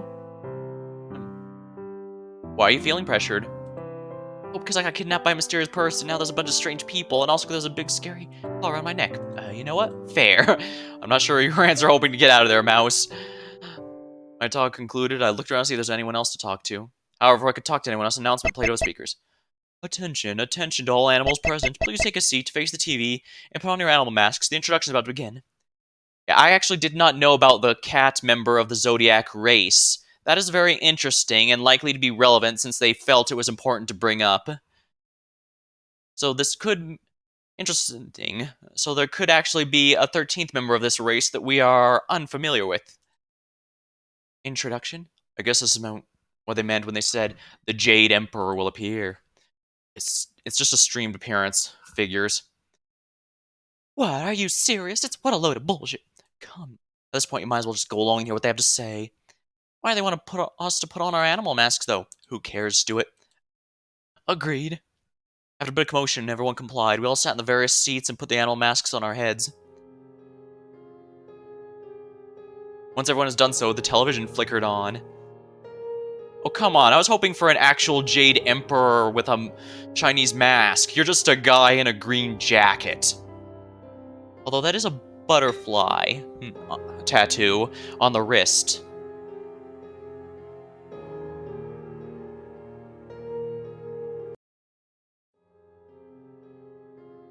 Actually... Okay, so from here on out, I need to pay attention to everyone who has long sleeves. Or at the very least, everyone whose sleeves cover their arms. Because I have the feeling that is going to be a... Yeah, here's the Jade Emperor here. So yeah, I need to pay attention to the wrists of anyone who is wearing long sleeves. Because this could very well be someone we... There before us was the Jade Emperor, leaning back in a chair. I couldn't tell where he was sitting. The room behind him was too dark. However, it seemed this was a live feed. The Jade Emperor wore a mask that completely covered his face, as well as a green hoodie, jeans, and some gloves. He's not wearing gloves, though. I couldn't help but notice by his left hand I could see part of a butterfly tattoo. Welcome, one and all, to the Zodiac race, or rather, the Zodiac trial. I am the host of this event. You may call me the Jade Emperor. Then again, I guess I might have been expecting too much given, you know, they directly said that everything inside this seems to be very low budget. You all, if you have not realized, will be the 12 Zodiac animals who will compete in my race. I knew it. You might ask why you are animals. There are a number of good answers to this question, but to put it simply, you all live your lives with the awareness of animals who go about day to day without a goddamn care in the world, peacefully moving onwards, never stepping back to reflect or apologize for your sins. Your murder. Shins, what are you talking about? Oh, don't even pretend you don't know, you the glory-hunting liar. Interesting. There's definitely one Danganronpa game that's coming to mind of this, but I'm trying not to just do any spoilers of them. Unfortunately, it may end up happening, so be warned. I'll try and warn if I have to spoil it, but... So, I don't have to now, at least, but... Be ready, because given the inspirations for this game, I may have to make comparisons. You see, perhaps not all of you know, but 12 of you were the jury of a particular trial. Of course, you weren't the actual jury. I don't blame them. What I mean is each of you made selfish or stupid choices. Each of you are complicit. Each of you decided to hang an innocent man for a murder he did not commit. And the idea you all have that you just get to walk away and not look at what you've done, it is sickening. It's not fair. Life is simply unfair. I'm 100% sure that is a reference to Zero Escape 3. You all deserved a chance to be punished. You all deserved it must be tried. That's what we're doing today, a Zodiac trial. Trial? Do you mean there's going to be a case against us? Perhaps my word choice has given off the wrong impression. Initially, I had an idea similar to that. However, instead I figured we settle this the race. A race fitting for the beasts you are. What are the rules for this race? Finally, someone is asking the proper questions. Please take a look at this display.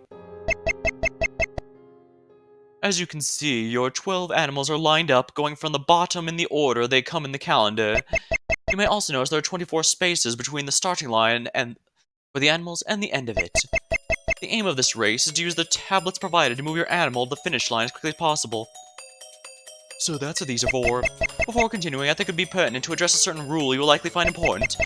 Each tablet may only be operated by its owner. Additionally, the owner must be alone in a room when using it. If your tablet operates your tablet with another person in the room, or if someone else operates your tablet, you will be instantly executed. Executed? Damn. A dismaying but expected announcement. The hell? Ass! Think kill me that easily? Oh, but I can. We see each of your necklaces are outfitted with a devious device. At the mere push of a button, knives on the inside will come out, instantly slicing your necks open, leaving you to die. Oh my, that's that is actually worse than the exploding, because at least with the exploding collar, you're dead instantly. That is not the case for this. How does it feel knowing that just like that you can be executed dead? Feel fun? Is it enjoyable for you scum? So we're going to die? No, you'll only push that button if we break the rules, right? There's a bit more to it than that, but you're right that I won't kill you. You're right that I won't kill you for no reason. There'd be no point to any of this if I was just a senseless murderer. No, I guarantee that if you behave appropriately, every single one of you can leave here alive. So what else do we have to do to survive? The race will consist of 12 rounds. If no animals are able to get the finish line, by the end of the 12th, they will all be executed. Each round will last 45 minutes. All participants must take the action within those 45. If a participant does not take action, they will be executed. And at the end of the round, animals must take their actions in order from the top of the screen to the bottom. In the tablets, there are a few available actions to choose from. All animals are able to simply run. Choosing to run will move your animal one space forwards. You may also choose to use your animal ability. Each animal has their own ability which will help them in the race. Be sure to check the information button to learn what your ability does. Participants are allowed to confess once per game. If you confess, at the end of the round, when it's your animal's turn, you'll be given an opportunity. You may use this 1 minute to give a meaningful confession. Afterward, I'll rate the effectiveness, and your animal may move anywhere from 0 to 5 spaces. What is this ranking judged on? Are you looking for most surprising, worst thing done, most emotionally delivered? What's the deal exactly? I'm under no obligation to tell you that. Try it for yourself if you're so curious. Finally, may you choose to use an item. Throughout the school, I've hidden some practical use items, as well as well as items to be used in the race. The physical item will have a passcode on it. Input the passcode to your tablet to use it. Only one participant may use any given item per round. There are a total of 24 items in the school. A minor and major trinket for each animal. All animal minor trinkets are the same. Using it, you'll move a number of spaces equal to the number of the adult animals who use the minor trinket that turn. For example, if you use mouse minor by yourself, you only move one space. However, you use the mouse minor, and a friend uses the ox minor. Two enemies use the tiger and bunny minor. You'll all move 4 spaces. On the other hand, major trinkets each have their own effect. You'll have to figure out what they are by finding them yourselves. Even though each animal has a major and minor trinket, they're not exclusive to said animal. So if dog wanted to use a pig's minor trinket, for example, that is totally allowed. What a childish game to stake our lives on. It really makes you seem all small in comparison, doesn't it? Here's that is the essence of this race. At the end of each round, after the animals have taken their actions, if any of you have made to the finish line, the race will end. Those at the finish line will have the collars automatically lock, and everyone else will be executed. No! Seriously? How you choose to run the race is up to you. Who knows, maybe you'll all make it out alive. Although if I had to guess, the slowest third will end up dead. Either way, I'll be satisfied. I truly hope you let your true colors fly. Open your hearts and think of it as Anubis' feather. This as Anubis' feather. I believe he's referring to Anubis weighing hearts against a feather to see if the weight of their sins is greater to determine the afterlife. However, that feels completely out of place because, you know, this is Chinese themed, and yet he's bringing ancient Egypt into this. Will you pass peacefully or be devoured? Let judgment fall blindly and wisely. Round 1 begins now. And with that final confusing message, the speaker cut off and left us to panic and squabble on our own. The threat of death now officially loomed over us. My one went blank. I could feel my face flushing, somehow hot and cold at the same time. My fingers were a mess. Horrible, scary, and nonsensical. Who in their right mind would dress up like a character from some ancient legend and force people to play some stupid, confusing, arbitrary game with their lives at stake? So weird, so scary. And yet, a deep breath, another out, and all of a sudden, it just flushed from my system. Yeah, the fact that the Jade Emperor is just a green hoodie and the masks were all done on the cheap implies to me this was something thrown together. I mean, even Zero from the first Zero Escape game had a gas mask on. That's right, it was the pyro tip from Team Fortress 2 the entire time. I was still scared and confused deep down, but I let the mind-numbing panic the others were in, that I was in a second ago, it had left me. This was my greatest talent, something inherited from my father. When the stakes are high, the chips are down, that's when fear chokes you. But I would choose not to feel it. There's a weird thing, it wasn't like I could just choose to not feel any other emotion, but fear, for some reason I had perfect control over it. But now I just survey the scene, people were freaking out like I was. I can't, I don't want to die. Oh, please come, Mr. Jade Emperor, we can work something out. Come back on screen, I'm sure we can come to some understanding here. What, I think you can kill me just because you got some knives on my throat or something? Oh, screw you and your ordeal, I'll mess you up. You're nothing more than a coward hiding behind a desk. This can't be happening. Sure, there's some sort of... No, but it can't be a mistake. Things were abundantly clear. Is this how I meet my end? As inelegantly as this, there must be some sort of mistake. If no one spoke up, they'd all likely be spinning their heels for a bit. This time I couldn't afford it. Hey everyone, everyone's companion take a whole death. Take a deep breath. Look, I know this sucks, but it's not like we're doomed. The Emperor himself said we'd keep our cool. We can all get out alive. There's no reason to panic yet. Everything's gonna be okay. Oh, but... Mouse is right, you all need to quit moping around. Who's gonna help, huh? No one. The answer's simple. The only thing we gotta do is cross the finish line at the same time for the 12 rounds. Simple as that.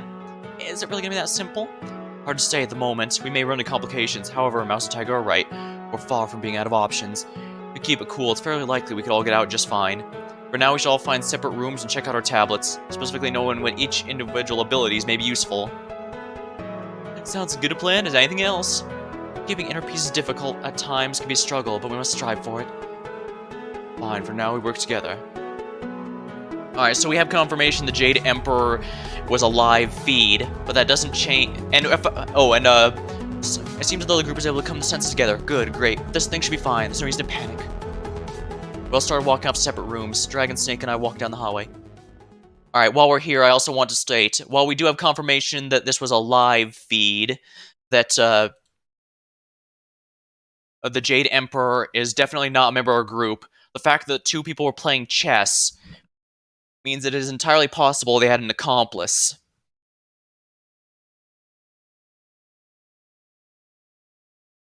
Still, who the hell wanted to put me in this bullshit?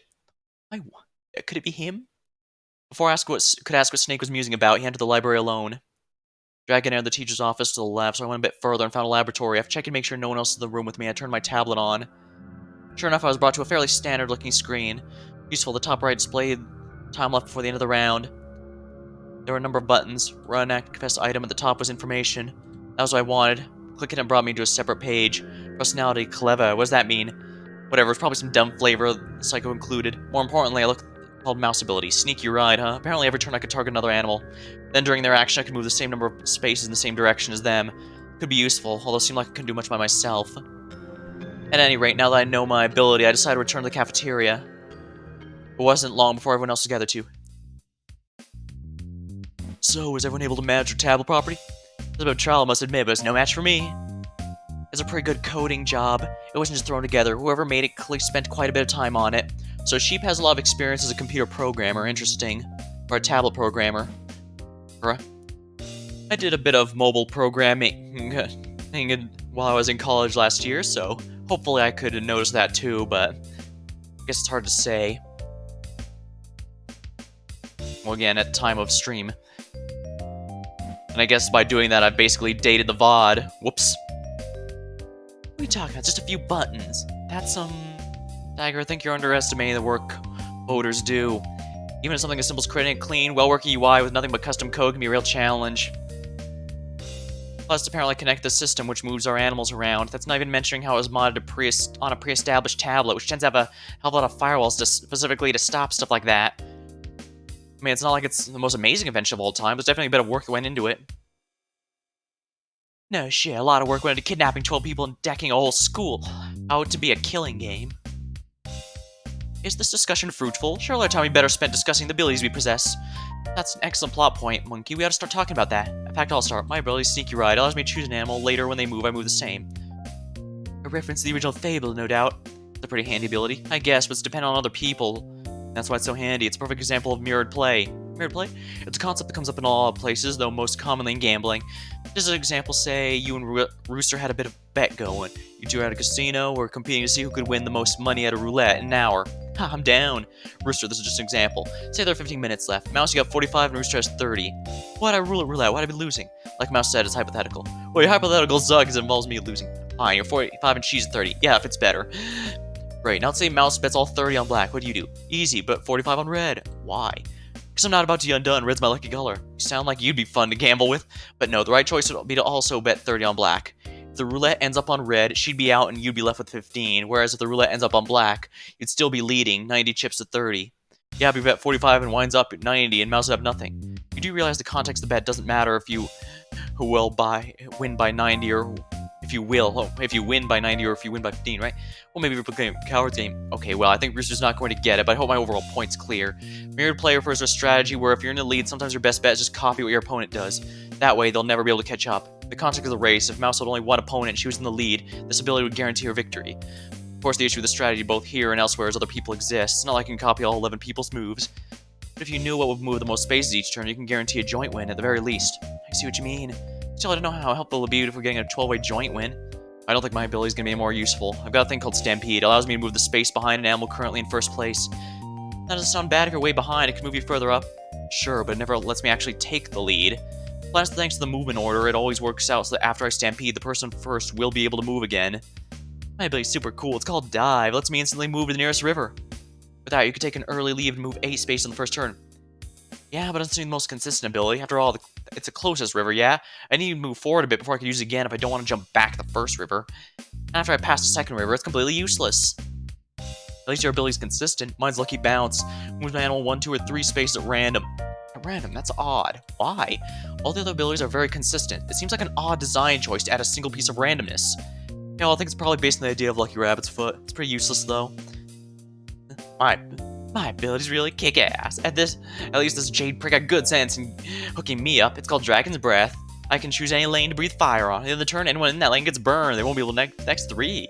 An offensive ability. Won't be able to move, huh? So that means abilities that don't involve you moving would still be active. Seems like it might be useful if someone tries to rush to first place. Or if a dragon wanted to rush to first place. I'll quit your whining, will ya? I know I might have come across as bad, but I'm not some scum who'd sacrifice others to save herself. I'm just, angry at the fact that I was kidnapped and put in this situation. It's alright, Dragon. We forgive you. Yo, I'm not apologizing. Get that thought out of your head. I'm just saying I'm not looking to kill anyone today. Yeah, I mean, being a dick is one thing, but causing someone's actual death is a pretty big deal. Still, the fact that she gets an offensive ability carries a lot of implications to it. But, yeah, like they said, if someone's trying to rush ahead, she's pretty much the ideal person to stop them. Like if Tiger used the river to jump across, ability to jump across, so Dragon could keep her from moving too much while everyone else catches up. Snake, what about you? Ah, my turn to divulge my ability. I believe it would be prudent for me to not say at this moment. What? Snake, are you serious right now? I ask you to trust me when I say I doubt it'll be of much use in this situation. That's not the point, Snake. We agreed we'd share. As a matter of fact, I don't believe anyone ever said that, merely that we should all check and reconvene. Either way, I don't hide my ability for no good reason. While I would love for anyone to work together, everyone to work together and get out smoothly, I somehow doubt Jade Emperor would go through all of this if it would be that simple. There's a real chance we'll end up having some of us betray the group's trust and attempt to win alone. In that case, my ability may be a last-minute tool to prevent such a scenario. However, I admit my ability is highly conditional. If a potential betrayer knew it ahead of time, they could easily counteract it. Therefore, for the sake of the group, I believe it's in my best interest to keep the ability to myself until further notice. Honestly, I think... this may be me being really, really dumb, but I think we might actually be able to trust Snake. At least for this extent. He could, after all, if it's a conditional ability on only one person, for example, then he can't... The worst he could do at the end is screw one specific person over. We're going together. And if we're all going together and he screws over one specific person, well, the others aren't going to take that, right? They're going to get him when they all leave, so... Unless it has the ability to screw over absolutely everyone at once, I don't think he's lying. Well, that makes sense, I guess. Make convincing argument, I must admit. I don't like it. Me neither. How do we know anything this guy said is even true? Look, if I had some nefarious intentions, I could simply make up an ability of not much use and claim it as my own. Does the fact I'm outwardly withholding my ability not itself imply I'm trustworthy?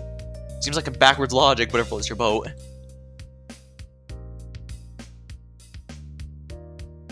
Whatever, we don't have time to go back and forth. We can't start doubting each other this early. If Snake says he has a good reason, I'll trust him.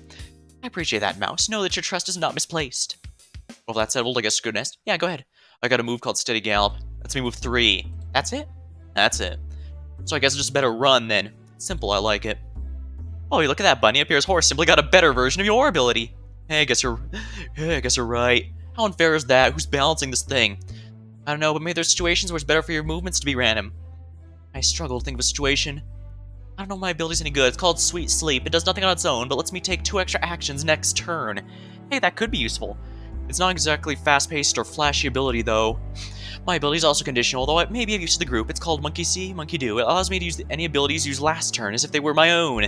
Wow, that's potentially really powerful. So basically, you could use anyone? That's busted, man. Well, it's a bit slow because it requires the next turn. That's an ability for a main character, not some supporting role. Am I merely a supporting role? You're a therapist, you support people, that is your role. I don't know if it's actually that powerful. I mean, don't get me wrong, in the right context it could be great, but it's only going to be useful with other people using their abilities. You can never fire the force shot as you will. Instead, you're entirely dependent on the actions of others. Yeah, to go to the back of the chess comparison, when I said White had the advantage, that's to the point that there's entire books and stuff written on how to... on things you can play if you start as Black, simply because that's a real big deal.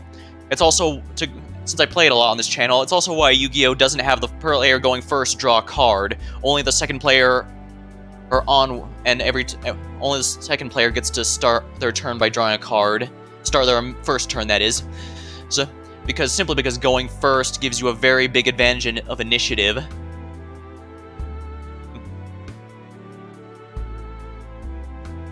And yeah, I know some Yu-Gi-Oh! Decks like going second, but my point is, first does have a really strong advantage, and that's why in Master Duel he ran into so many people choosing to go first.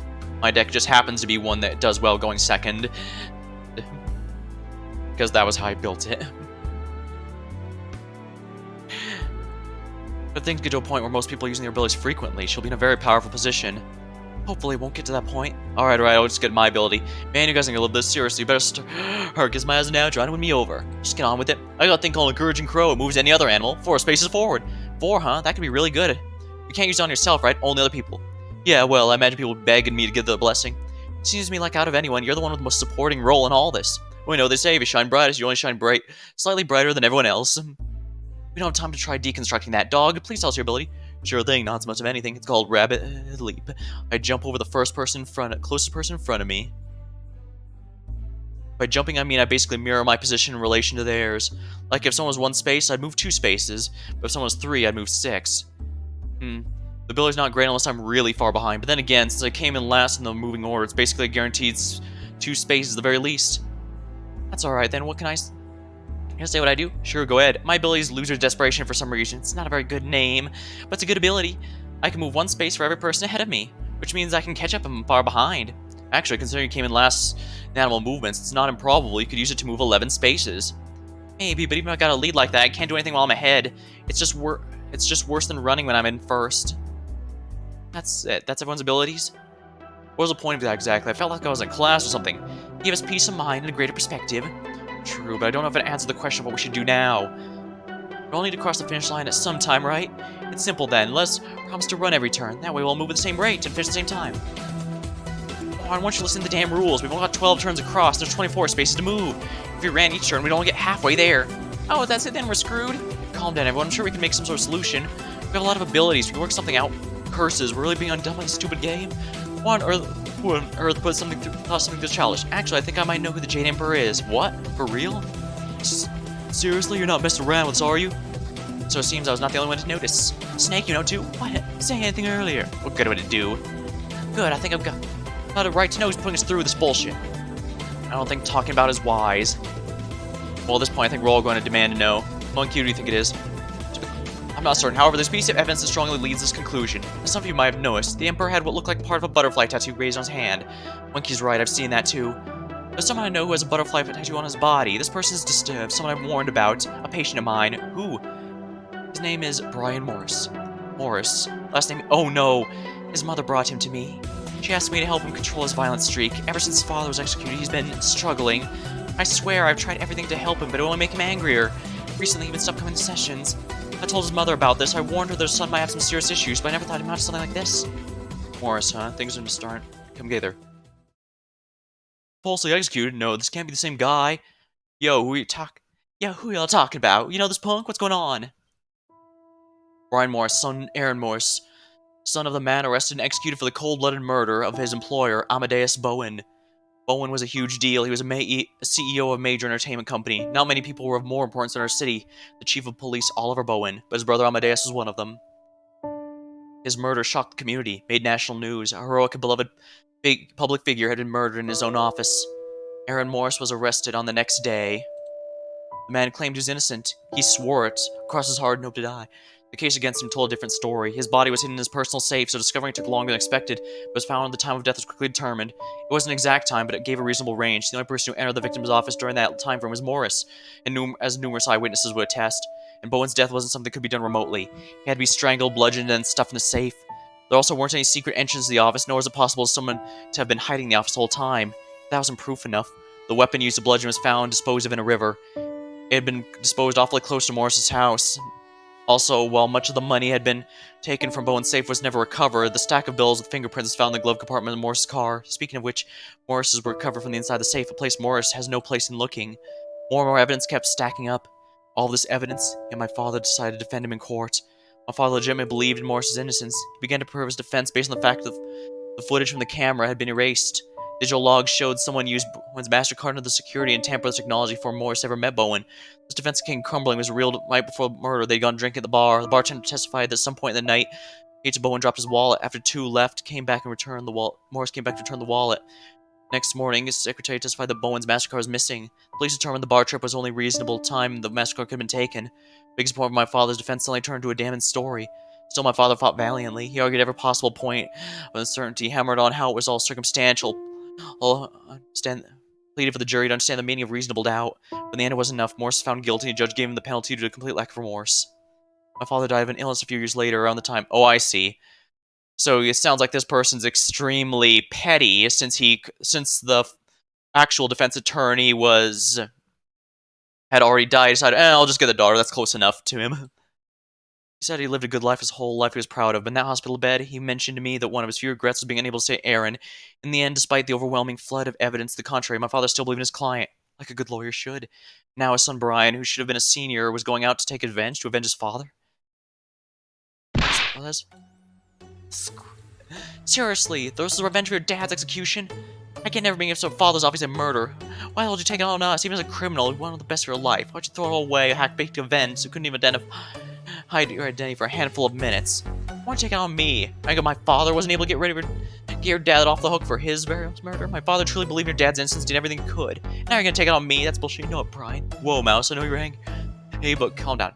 Nah, she's right again. I'm pissed as well. What the hell did I do? I got no idea who this Morris punk is. There's no reason I should be here. Right, it's really unfair. I mean, seriously, what did I do? Like, okay, maybe I could put an article or two on the trial. Oh, but it wasn't anything unfair. Tons of people put out articles. It's big of men. Why single out me? Well, I know why I'm here. I testified against his father in the trial. I was in the building at the time of the murder. Bowen discussed interest in purchasing one of my statues for his office. When I came to bring it to him, I was waiting in the waiting room a dreadfully long time. And in that waiting room, I was able to witness able to conclusively say the only person that entered the office was Aaron Morris. Oh, I was a witness in that trial too. Maybe that's why I thought I recognized you. Yeah, I was also around the time. He was going to discuss me doing some advertising for him. They thought an Olympian and it would be a good face to sell their stuff, I guess. Anyway, I talked about how I saw him carrying the murder weapon. My testimony probably was to stop the creep from weaseling out of it. I also testified I was Mr. Bowen's secretary at the time, and I could also talk about who entered his office. I was also the one who gave up Morris as a suspect when the police were interrogating me. I'm the reason he was arrested in the first place. My construction company got some work in the building that day. I think I mentioned something to the police when I saw Morris drive off. It's nothing big, though. I wasn't even called to court.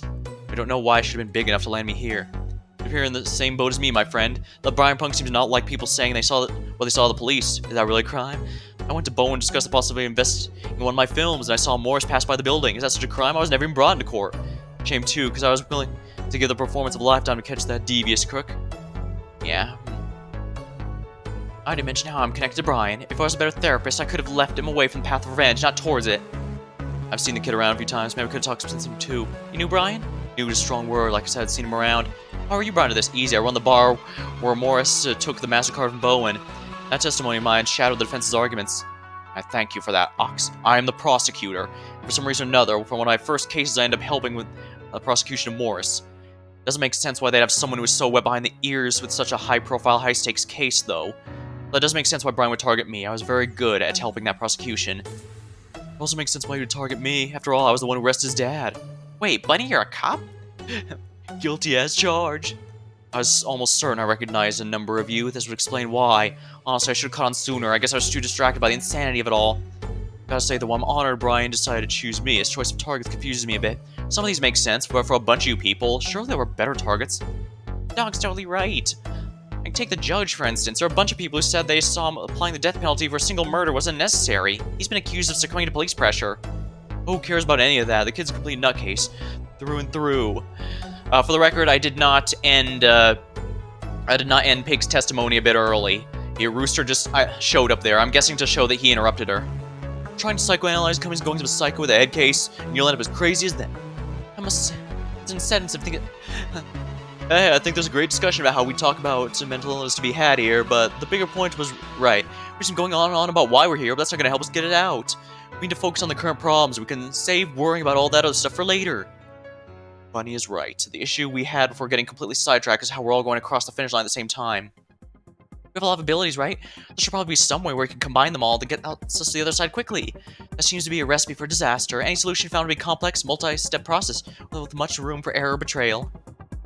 Why does anyone get out betraying me? Why do you all keep hung up on that? I think Monkey might be right about the complexity part. There's a much simpler solution. We should prioritize that. What's that? You recall what Brian said, specifically the minor trinkets.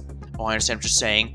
You do? There are 12 minor trinkets and their movement equal the number of people using them. If we find all 12, we can cross the finish line as a group in 2 rounds. Great idea, Horse. Now we've got a game plan to get us out alive. So with this we can all be saved, right? Oh, thank goodness I was worried there for a second. Would it really be that simple, though? Or what do you mean?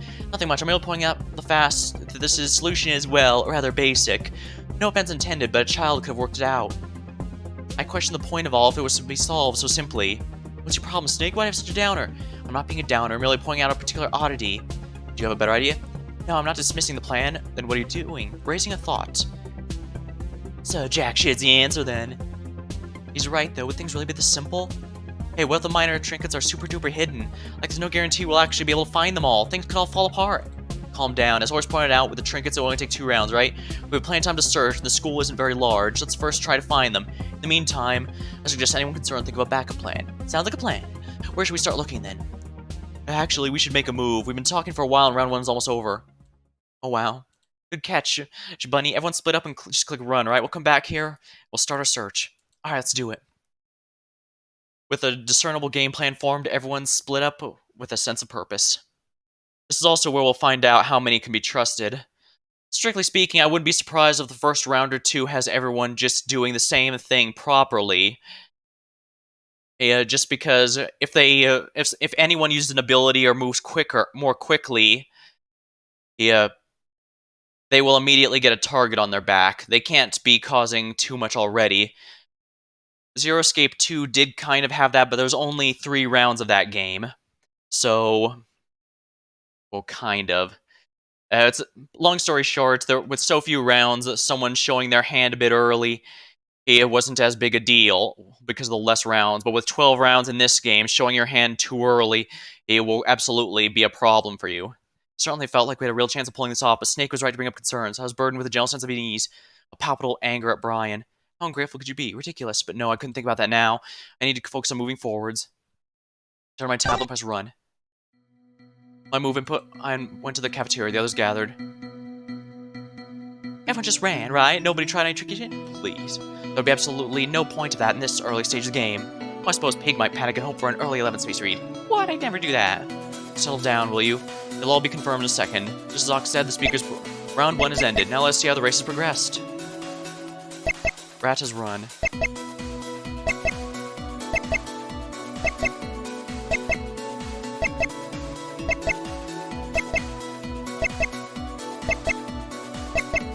Yeah, I figure as much. Like I said, with 12 rounds, it's not worthwhile for anyone to, even anyone planning to betray the others can't do it this early because there's too much time in which they could stop them. If they're going to show their hand, they're going to do it when it's closer, when it's much more difficult to stop them. Now, round 2 has begun. Do your best and choose wisely. I felt to breathe a sigh of relief for looking at the results. Of course, I didn't actually think anyone would disobey the plan, but I couldn't help worrying. Great work, team, we did it! Yay! Hooray, yes, we all pressed a button. Good job, us. It's a fairly basic achievement, but we should still appreciate it. No, we should start looking for minor trinkets. Round 2's already started. Quite right, it'd be best to split up and search as much area as possible. I'll search down the right corridor, the first floor. You will then, let me give assistance. You wish to search with me? 2 finders better than 1, right? You aren't wrong. Surely, you're sure you can come along with me? I want to check the training room I saw on my way here. Looks interesting. Might be a trinket there. If that's the case, can I come along with you? I'm still nervous about threats in the school. I want to stick with someone strong. I have no issue with it. Thank you. I'm interested in looking around the library. Mouse, care to join me? Do I join him?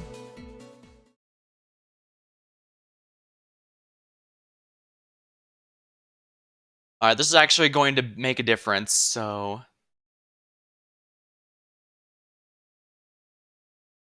I actually kind of want to spend more time with Snake because he seems like one of the more interesting members here, but we should probably accept Ops. I'd woken up with Ox and felt we worked pretty well together. I didn't see any reason not to. As a matter of fact, I will. Okay, glad to hear it. I probably should have saved before that, actually. Let's actually save this here. I don't think that first one's going to matter, but... Okay, so I actually can change my options here. Oh, here we are. Glad to hear it. If I might ask, why'd you ask me to investigate with you? Well, you seemed rather competent early on. You almost seemed the most grounded of everyone else here, which is a shockingly low bar to clear. Thanks, I guess?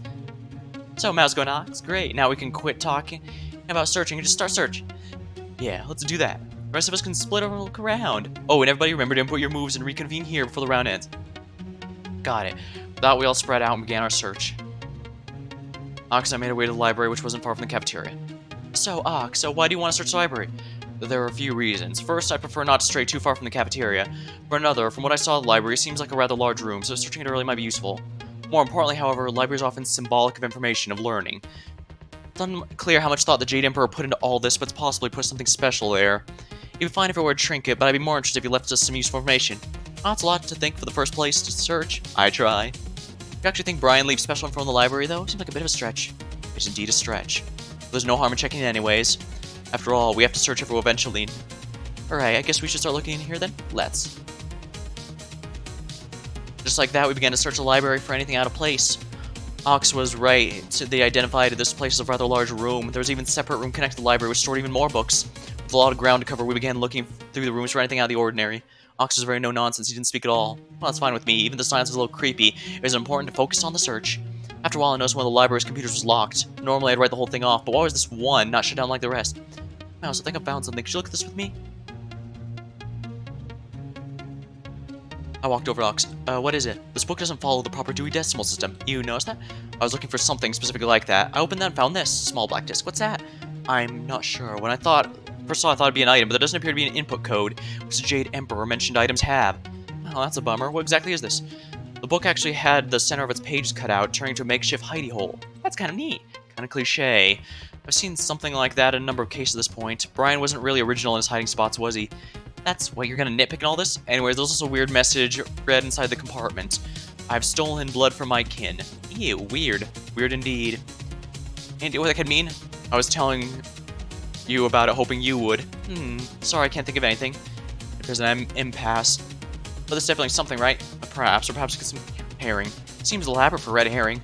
No one's accused Brian of not being elaborate. Anyways, we're rounds running out of time. We should probably head back to the cafeteria. I guess we should. Import your actions to the room and then come join us. I will.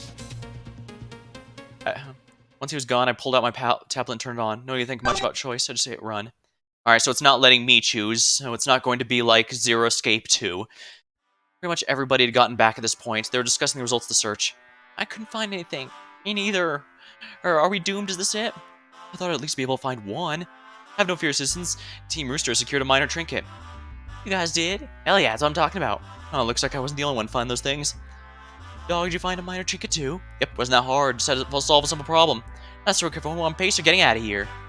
Ox clears throat. Yes, we're certainly performing adequately. However, we can talk more about after these results. Not that I have a reason to doubt you all, I just feel it would be safer after making sure everyone's stuck to the plan. Of course everyone just ran, right? Round 2 has ended. Now let's see how the race has progressed. With only round 2, I think this is probably... They're not going to show their hand this early. Yeah. Anyone planning to betray the others will not be doing it this early because there's just too many rounds where they could be screwed over. After all, if anyone who is not Dragon tries to suddenly jump ahead, Dragon will just suddenly use their ability. Yeah. In fact, if she's feeling particularly vengeful, she could even use it at round, at any round after 9, and they'll never be able, and they can't move, since it says they can't move for the next turn, they won't be able to act, which means they won't be able to reach the finish line, which guarantees their, death. Everything's going fine. Things will be fine. We'll play nice, stick to the script, and get out alive together. I was just going to start talking now before we get swept into casual conversation. Yeah, things are good now, but that's all the more reason we should immediately continue our search. As we've recently learned, Brian is interested in us playing hide-and-seek as much as he has playing us little games. Keep that in mind as you search. Obviously, trying to be thorough. Oh, but keep in mind if a room doesn't show any signs something's there, probably isn't anything there. How are we split up? I wasn't feeling totally safe, so I didn't want to be alone. Decided joining another pair would be a good idea. Monkey or... Yeah, let's go with Bunny and Dog. Seemed like the safest option. Awesome, the more the merrier. So you're tagging along? Neat. The two seem to know what they're doing. Hopefully we'll be able to efficiently work together. Let's not waste any time then. These minor trinkets aren't going to find themselves. Everyone, same deal as last time. Before the end of the round, remember to input a move and meet back here. Thanks, the reminder, Ox. We'll be sure to listen. Now come on, team, let's get going. The group split off and the three of us began wandering the school. So, where do we want to look? Wherever you want. Well, I'll ask you first. Nice memory. What about Mouse? Have any ideas? Not in particular. You? I mean, if no one else's preference. I thought it might be nice to poke around the 3rd floor. Alright, let's go there. Okay, cool.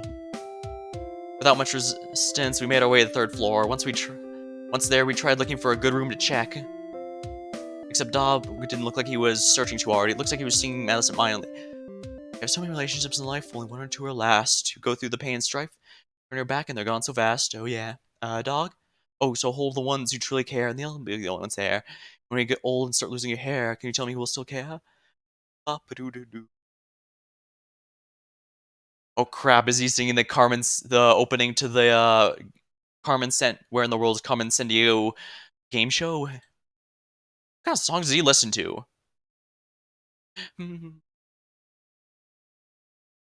Hey guys, I think there's something here. Bunny called me over and dog pointed us to what appeared to be an open-aired forum. I walked in and sure enough there's a safe. Oh, I guess Brian didn't feel too much like hiding this one, huh? Something tells me finding the safe's not gonna be the hard part. Yeah, you're almost certainly right. Let's get this over with. I can't stand liars. Please find my deceitful students. That's all it says. I wonder what that could mean. I get the sinking feeling this is gonna be a puzzle. Unfortunately, I agree with you. Hey, on the backs of these chairs are sheets of paper. I got little statements and 2-digit numbers above them. I'm starting to see the picture here. The safe's a 4-digit number, so we're probably looking for the 2 untruthful statements. How many chairs are there? A lot. Great. Well, no time like the present, right, guys? There's some words you indeed don't say in that order. Let's get searching. We started searching back. However, quickly noticed something weird. Am I wrong? Do all of these seem like lies? Make a good point, Mouse. They're trying to say things that sound false but are actually true. How's that work? Like, look at this one. A devil offered me a deal. He would give me 2 $100 bills and then he'd make a statement. If the statement's false, I'd give him back just one. If the statement's true, I'd keep both. Obviously, I rejected this deal because it's horrible for me. That's just not right. Correct, right? We'll start off the devil listening. So I can say that's a lie from the start. You don't believe in the devil? Heretic. I mean, obviously, I believe the devil could exist. I don't mean to... I don't care. The statement's obviously not about whether or not the devil's real. It's about whether or not it's a good deal, and it's not. Why? At worst, you get to keep a $100 bill? I mean, I know deals with the devil are always supposed to screw you over, but I don't see how that could be the case here. You're studying to be a lawyer? Boy, do you have a long way to go. Excuse me? You literally give me... Alright, you'll either give me one of those $100 bills or you give me $1 million. Huh? The devil just have to say that. If you give him one, the statements are true. In that case, giving the 100 would be in violation of the contract.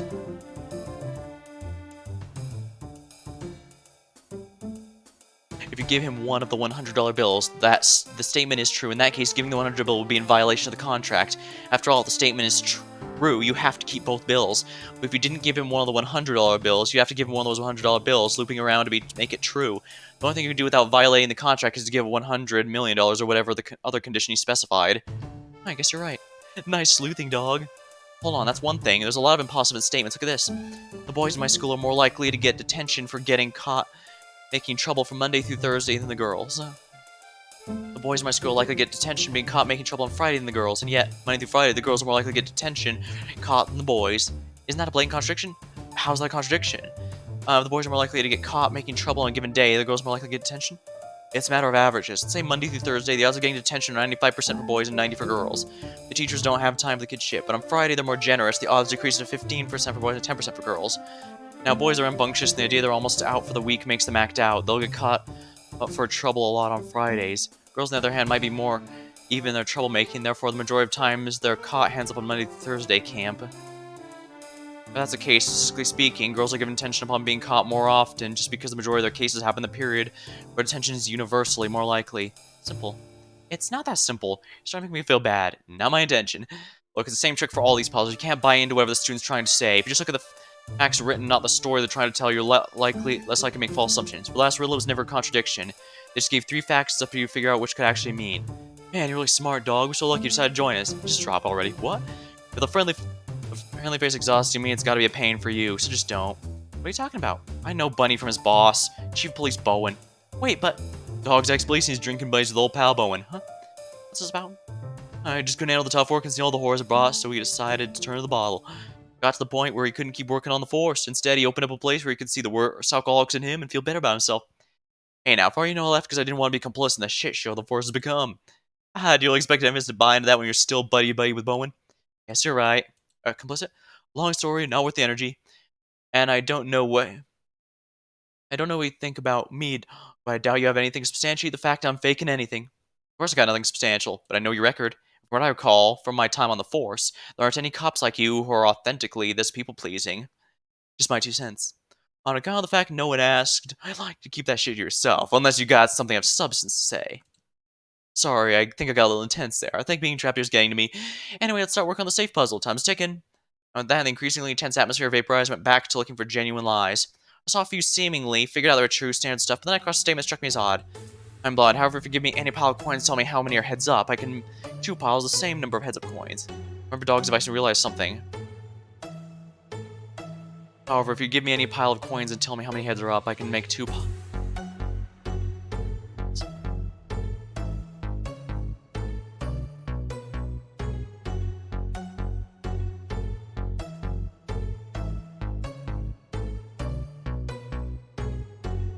Alright, trying to give any pile of coins. lines and tell me how many heads up. So you have to be able to... Alright, so what's the story? A person is giving someone who is blind a pile of coins. And if you tell them how many are up, you can make 2 piles that have the same number.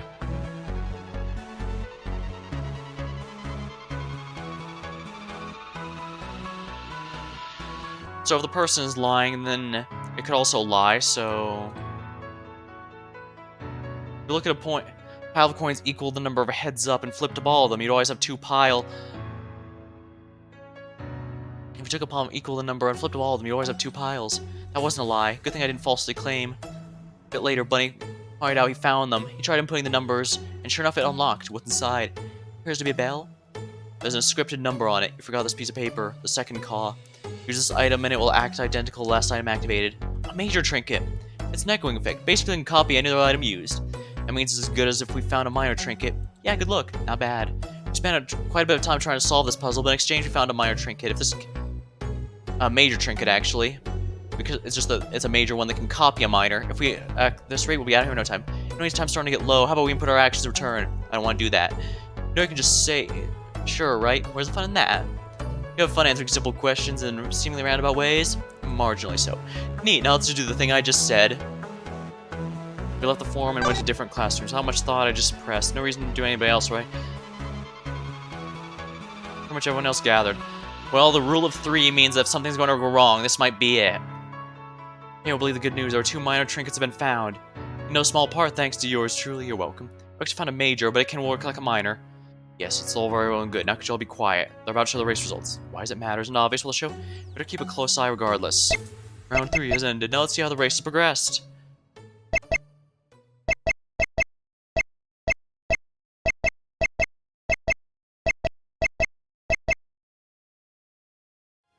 Before round 4 begins, I have an announcement to make. What?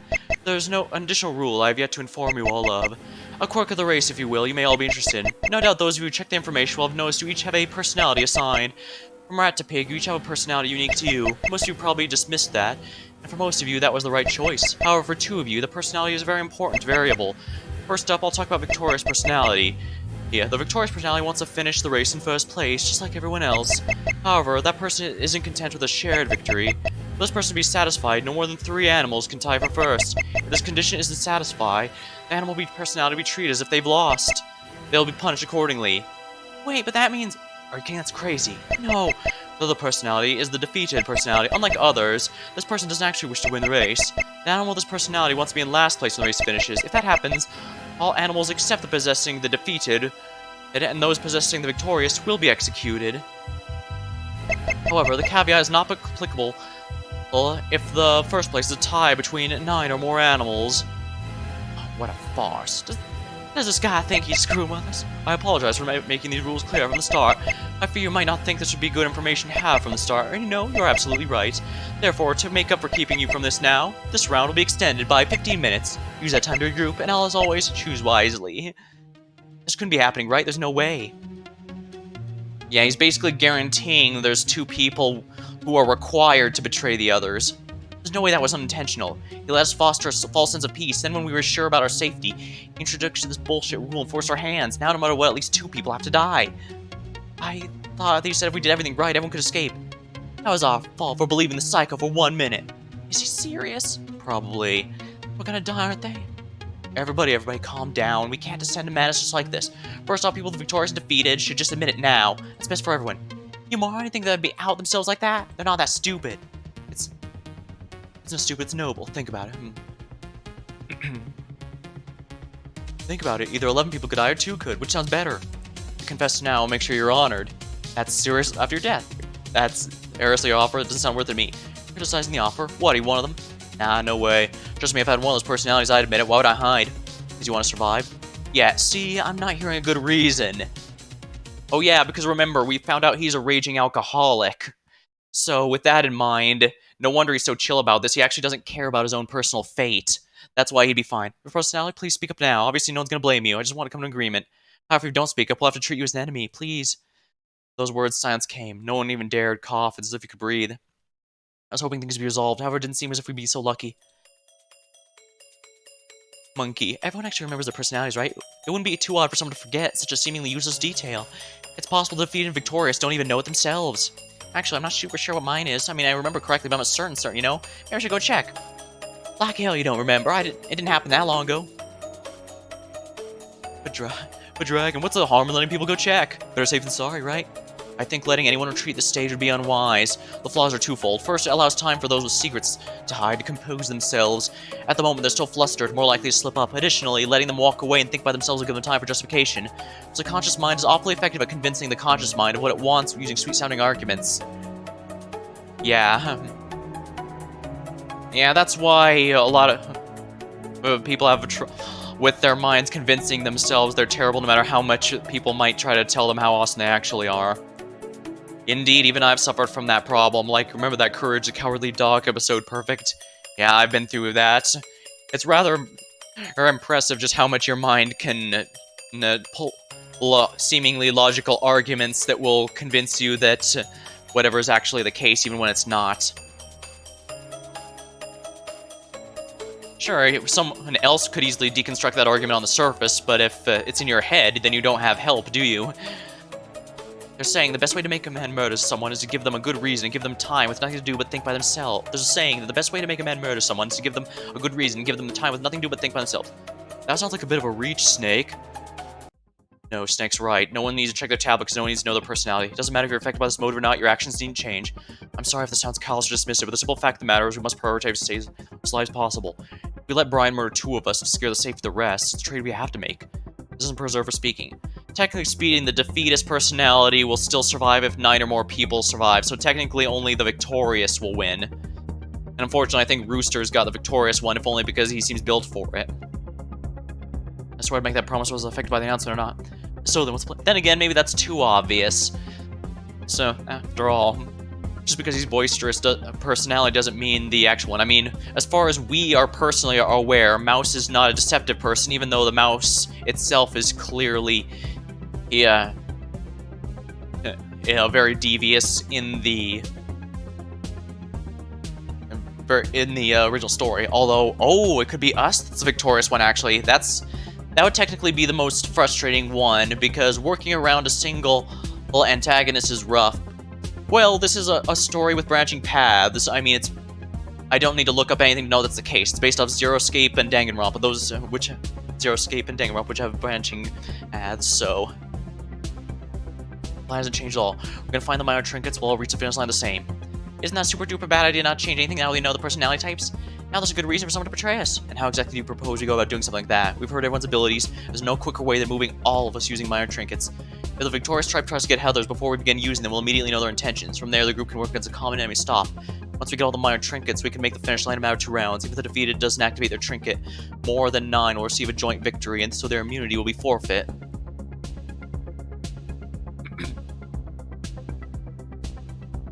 More than 9 will receive a joint victory, so their immunity will be forfeit. I suspect that's why the 9-person caveat was added in the first place. Oh, right. I misread that, I guess. Or I must have deemed it too easy for the defeat type to win had that rule not be in place. Alright, yeah. So ultimately, if we just pursue the strategy, 10 of us with the normal personalities will be fine. Great, there's no need to fear at all. Oh, thank goodness. You're being awfully naive. What? You seriously think those burdened with this rule will simply roll over and die? If they're willing to do that, they would have spoken when we asked them to. Those with the will to survive will find a way to do so. To think they wouldn't, just underestimate the desire to live. Of course, his words hung heavy. Of course he's right. If they hadn't outed themselves already, the people facing harsher rules wouldn't be content with things operating smoothly. The air is now plagued with a sense of distrust. How could we when traitors looked in our midst? But we had no choice other than proceeding with a plan, even if we knew something would likely go wrong. So, are we just gonna look for trinkets like nothing is wrong? I suppose so. Oh, it's very cool with us wandering around by ourselves in a creepy school where people want us dead. I see. Cool. Good leadership there. And do you have a problem with me? I got scared, and who could blame her? The other shitty commander not thinking about the safety of her grunts. Well, do you have a suggestion? We'll move around in groups of 3. Tiger, Splendid, and myself will each be in one group, so all of them have at least halfway decent chance of fighting. Sound good so far? Why do you not include me in the list of fighters? I give my opponents the elbow. Give them a good scream for mommies, but their mommies won't be there, because... Oh, wow, that's something. While I would test that theory about beating the shit out of you, we don't have that kind of time, so I'm just gonna move on by. Any real objections? No? Great. In that case, each of us should choose someone the most suspicious of to keep an eye on. I choose Ox. Seriously. We just brought up our traitors to try hey shit, and then you propose we let them walk up on their own. That's a traitor move I've ever seen one. I'll look after sheep. You suspect me? Not what I said. Gee, I don't respect any of you, but guess if I had to pick, I'll keep an eye on dog. Wait, you think I'm lying to you all right now? You might be. I guess you're right. I don't keep an eye on Snake. The guy creeps me out. I don't trust his shifty eyes. How rude. Alright, Dragon, split us into 4 pairs. What now? Well, 4 people, not a group yet. Just pick someone. I don't really give a shit. What an inelegant solution. Who gives a shit about elegance at a time like this?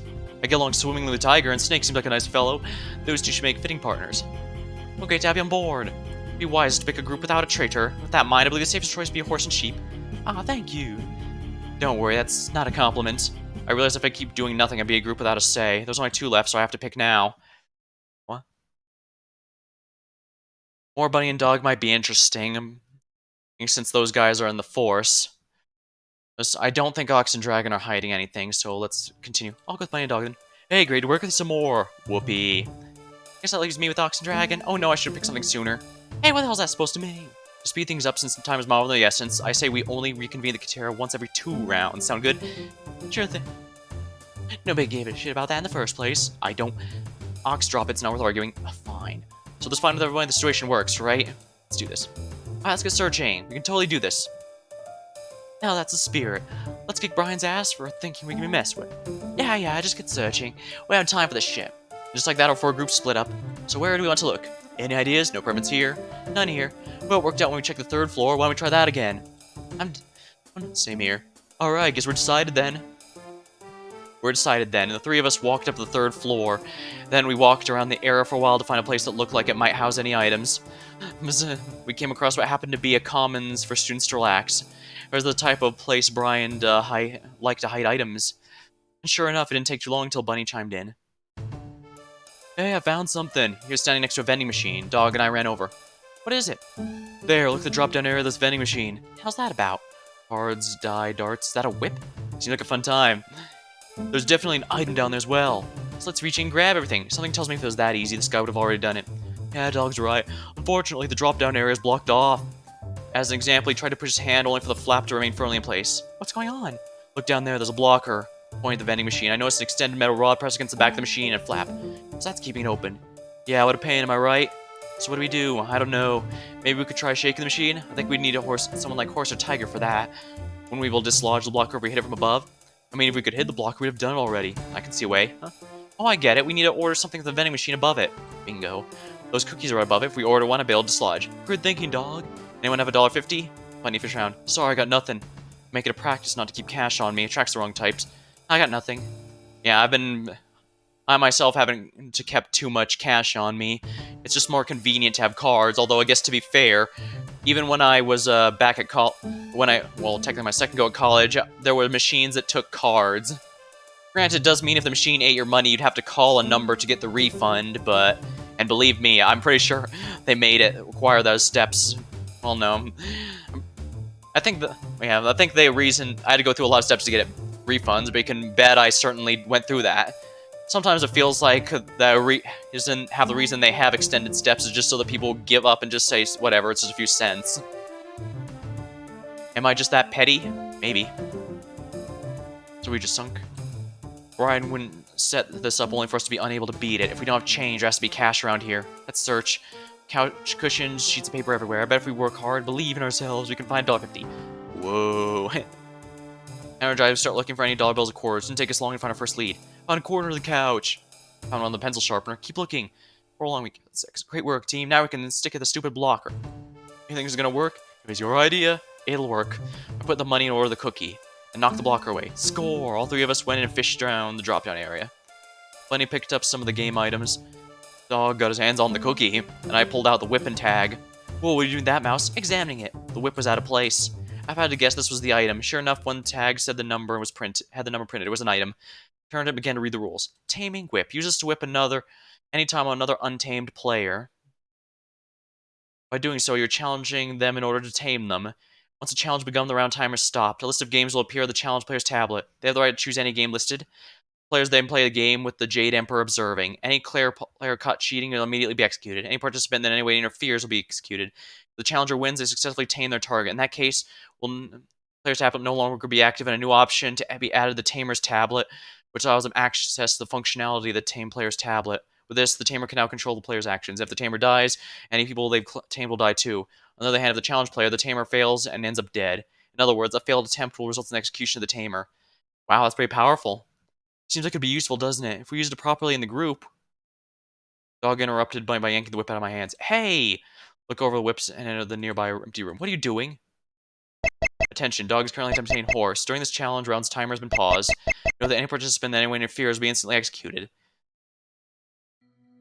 Dog, what are you doing? What does it look like I'm doing? Looks like you're making big moves against the group without approval. That doesn't sound wrong, I guess, but I guess I'm getting the game under control. I had a bad feeling about this. Something told me that by finding this, I'd open Pandora's box. So, what's gonna happen now? We're gonna have to wait for people to get here. Whatever game Horse wants will start till it gets here. How long is that gonna take? Shouldn't be long. I think everyone saw us heading up to the 3rd floor. Anyway, it's not that big a school, just wait for them. Dog was right, it didn't take long for people to come. However, Horse wasn't the first to arrive. What the hell's going on here? Dog, what's this announcement after about? Certainly doesn't sound like anything good. Oh, what was wrong with just looking for minor trinkets? That sounded like a good plan. Practical and didn't involve weird tablet announcements. What a welcoming reception. I fill you in, but it's a pain to repeat myself 3 times. Wait for those and then I'll talk. You'll talk now. Doubt it, but although by saying that, I guess I proved you right. Quit playing games. That's exactly what I'm gonna do when Horse gets here. It's like you're asking to get beat up. I wouldn't recommend that. Or did you not hear the announcement? The hell? Dog is referring to the clause about not interfering with the game. It's possible that physically assaulting Dog could impact his ability and thus you'd be breaking the rule. Think just like be executed, I won't get the shit out of you? Not really, but I'd hope so. Dragons just stare Dog down. Before that continued, however, a horse, monkey, and sheep walked in. Predictably, Horse looked not very happy. Dog? Horse? The hell is this about? Just trying out a new toy I found. Here, read up. Instead of explaining it all, he handed the whip over the group. The new people gathered to read the rules. Wait, Dog, if you lose, you'll die? Yep. Why would you do something like this? I want to tame a horse. And why is that? Why not? Figure my beast will control your tablet, check your personality and like, and give us extra time to look around, so what's the harm? I'm supposed to just trust that by putting my life in your hands, you'll use it for good? Nope. That's why I can choose the game you're good at, if you like. Horse, are you gonna try and win this game? Dog will die if you do. He knew that when challenging me. True. It's on him if he dies. Yep. Not really a big deal one way or another. How's it not a huge deal? Pig, you gotta learn to go with the flow. Ever consider the Buddhist meditation? It really helps. Oh no, don't try to sell me on some hippie shit. I've already written 3 separate articles on how much pseudo-philosophy and hypocrisy surrounds that scene. Such anger. Ever consider the Buddhist meditation? That really helps. You know, Dog, extreme apathy is not a healthy mindset. I've been doing fine up till now. I doubt that. But I also doubt you really are that apathetic. No? Maybe you generally are. I don't know. But my experience, apathetic people don't do things like this. They don't need to, even on a whim. Sounds like you've had some really boring, apathetic clients. Anyways, enough beating around the bush. Horse, what are we playing? A list of games appear on my tablet when the announcement was played. I already looked over it. They were mostly child's games. But of the options, I'd choose cribbage. Cribbage? My father taught me to play it when I was young. It's my favorite card game. Cribbage, huh? I'm familiar with it. Not a bad choice. There's a deck of cards in the vending machine. I believe we're all set if we want to play. How are we playing? Standard rule. Muggins are allowed. First to 140. Sounds great. Let's get seated. 2 made their way on the table. Horse took liberty inspecting the deck of cards Dog had. This might be a bad time to ask, or maybe it's not the important thing, but what's cribbage? It's a card game. I gather that, genius. How do you play it? Surprisingly enough, I actually know the rules. You do? This might sound far-fetched, but learning the rules actually became quite critical for one of the cases I was prosecuting. Seriously? That sounds interesting. You would think, and I really need a drink. My throat's really getting dry now.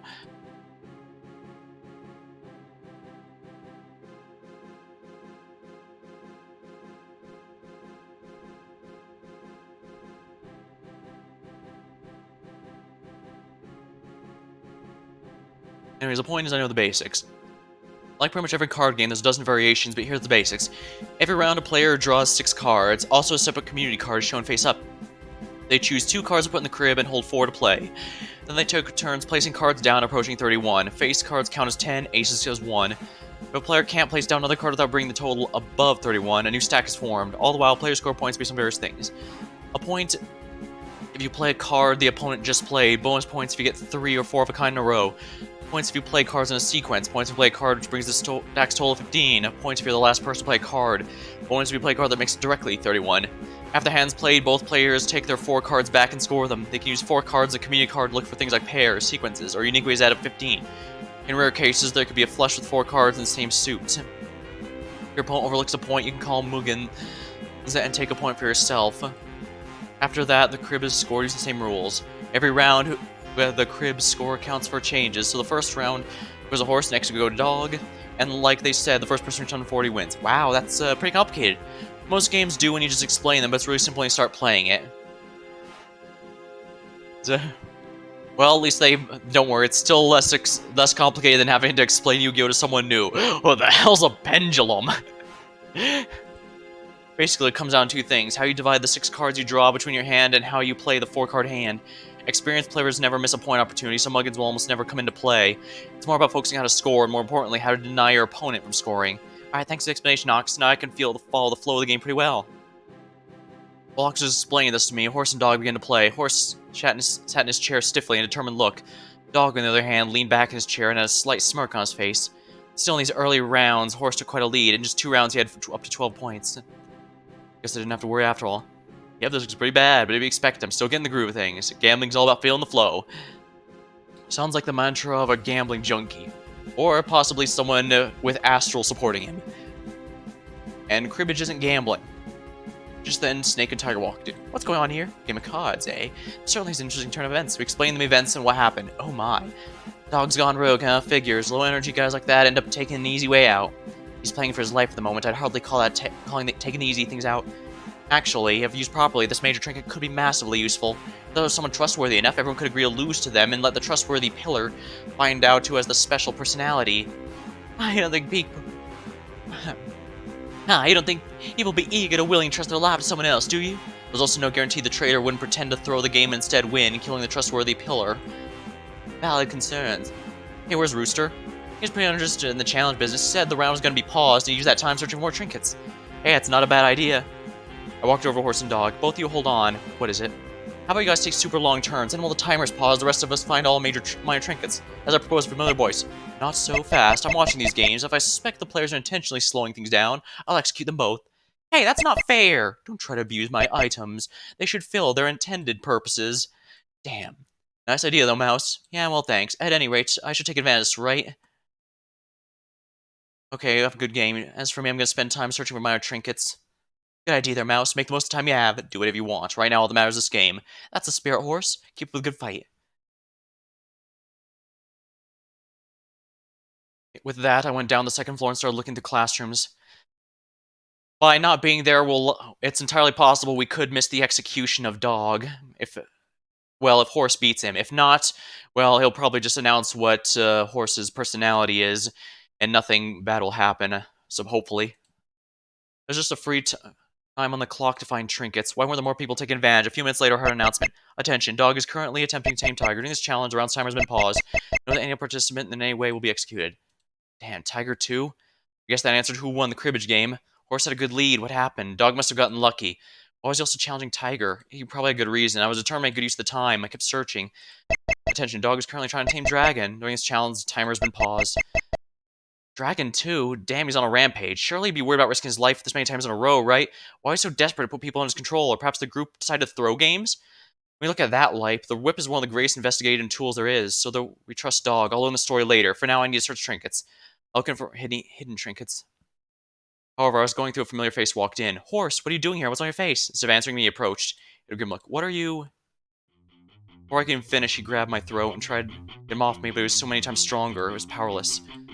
But eventually, oxygen ran out. I was choked to death then. However, I would be killed before I woke up. Besides, what had gone on? Queen of Clubs. The Zodiac is a war information. When resource gathering, isolating yourself... Alright, this makes sense. While Mouse's idea wasn't bad, pursuit over monitoring is potentially dangerous. Alright,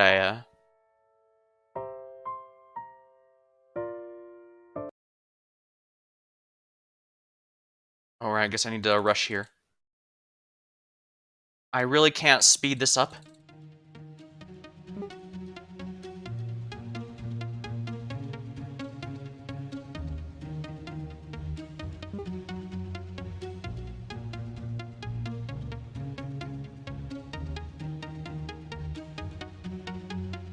Oh, this is the fast forward.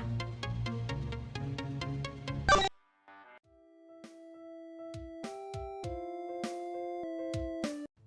just gonna go back directly to where I was.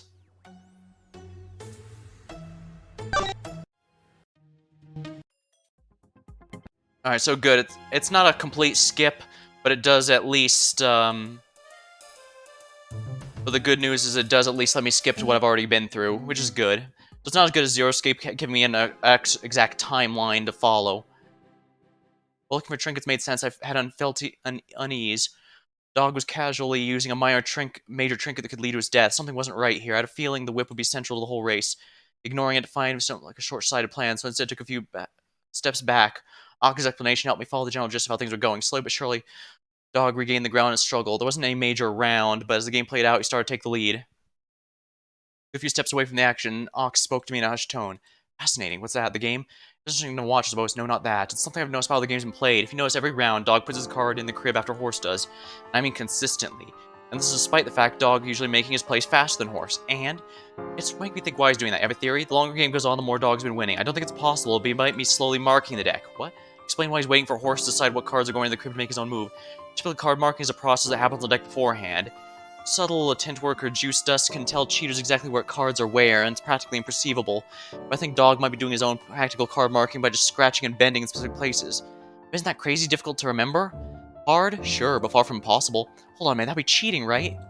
Remember, the rules specify if you were caught cheating. He hasn't been caught. Should we say something to Horse? I'm not sure we can, huh? Rules forbid non-players from interfering. It's possible this could be considered such, but it's also possible the only people who can call it the cheating are the players themselves. For now, let's watch how things play out. Okay. I felt uneasy letting Dog cheat, but I don't have a buttle to what Ox said. I guess I'd let this happen. The game continued, Dog gained more and more of a lead. Now that's peculiar. Dog has drawn far more 5s than Horse does, and that matters because in cribbage, 10s are by far the most common digit since all face cards count as 10s, and you can get easy points by making a 15, so 5s are often super useful to have in your crib. They're taking turns shuffling the deck. I wonder if Dog's somehow forcing certain cards in his shuffles. If that's the case, he's gotta be an experienced card shark. No wonder Horse is losing. Oh, he might be trimming the cards. This is actually something that happened in real-life Yu-Gi-Oh! For the record. And that's why, if you go to an official tournament, whatever, you absolutely are required to use card sleeves to make sure you don't trim the cards to make it easier to ensure the cards you need get shuffled and get in the correct position when shuffling. Nothing changed the game's final moments. An uneventful round when neither side did much better than the other. Dog passed it. Looks like I got lucky. Shit, I'm sorry, Dad, I let you down. No, it's not that dramatic. Sometimes the card falls in unexpected ways. Still, it's incredibly impressive plays, Dog. I have to ask, are you a card shark? Card shark is definitely no overstatement, but I do play cards with Chief of Police Bowen and his friends every now and then, so maybe I pick something from that. What happens now? Dog control Horse? I should be able to, yep. In fact, I want to check out how this works right now. As he said, this dog walked into a nearly empty classroom and shut the door. Who thinks he is, just strolling around whatever he wants? It's indeed a cause for concern. Let's hope his intentions are noble. Just said our tablet's had an announcement. Dog is currently trying to tame Tiger. Any participant in any way interferes, the challenge will be executed. What? He's challenging another person? What's this? There's a list of games. This is starting to become a bit of a concern. Dog exited the room, clearly trying to hide a grin. He clearly seemed to be enjoying our frustration. Dog, what's up? What are you doing? Trying to tame everyone, that's what. By and by, Horse is clear. He's just determined. You choose me because you suspect me? Partly, yeah. How can you suspect me? I've been with the team the whole time. That's why I suspect you. I just don't buy that someone could be that positive. I take that as a compliment. Point proven. Anyways, choose a game. Not a card game. Definitely not a card game, can't do that. Let's see here. Darts are like small javelins, aren't they? Not really. Darts are fun, I'll go with darts. Okay, let's get things set up. He then set up the dart board. What do you think Dog's plan is? I can't tell. It's really hard to read him. For now, let's see how things play out. Just the right move? Maybe. Dog was finished setting up. So how are we playing this? Why are you asking me? I don't know the rules of darts. You what? Dog started laughing uncontrollably while Tiger shrugged. Never got into learning. Then why did you... I have to click each and every one of those. Then why did you choose to play it? It seemed fun. It is fun. Tiger, your life could be on the line. In big odds play like my life's on the line. But at this time, in a very little sense, it's true. Hell yeah, it is. Don't worry, Tiger. I'm sure you're great at this. Ah, what a train wreck. How amusing.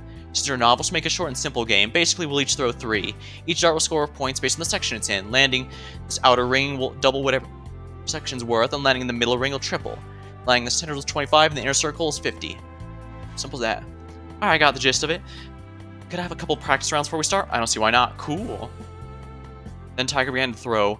Despite them decidedly not being like tiny javelins, she picked it up surprisingly quick. Throwing them like one might pinch a baseball was certainly a questionable method, but seemed to work out for her. I began to think she might have an actual shot at this, which... Was that good, though? Bad? Didn't seem... I wouldn't want Dog to die. However, he's being pretty reckless without bothering to explain.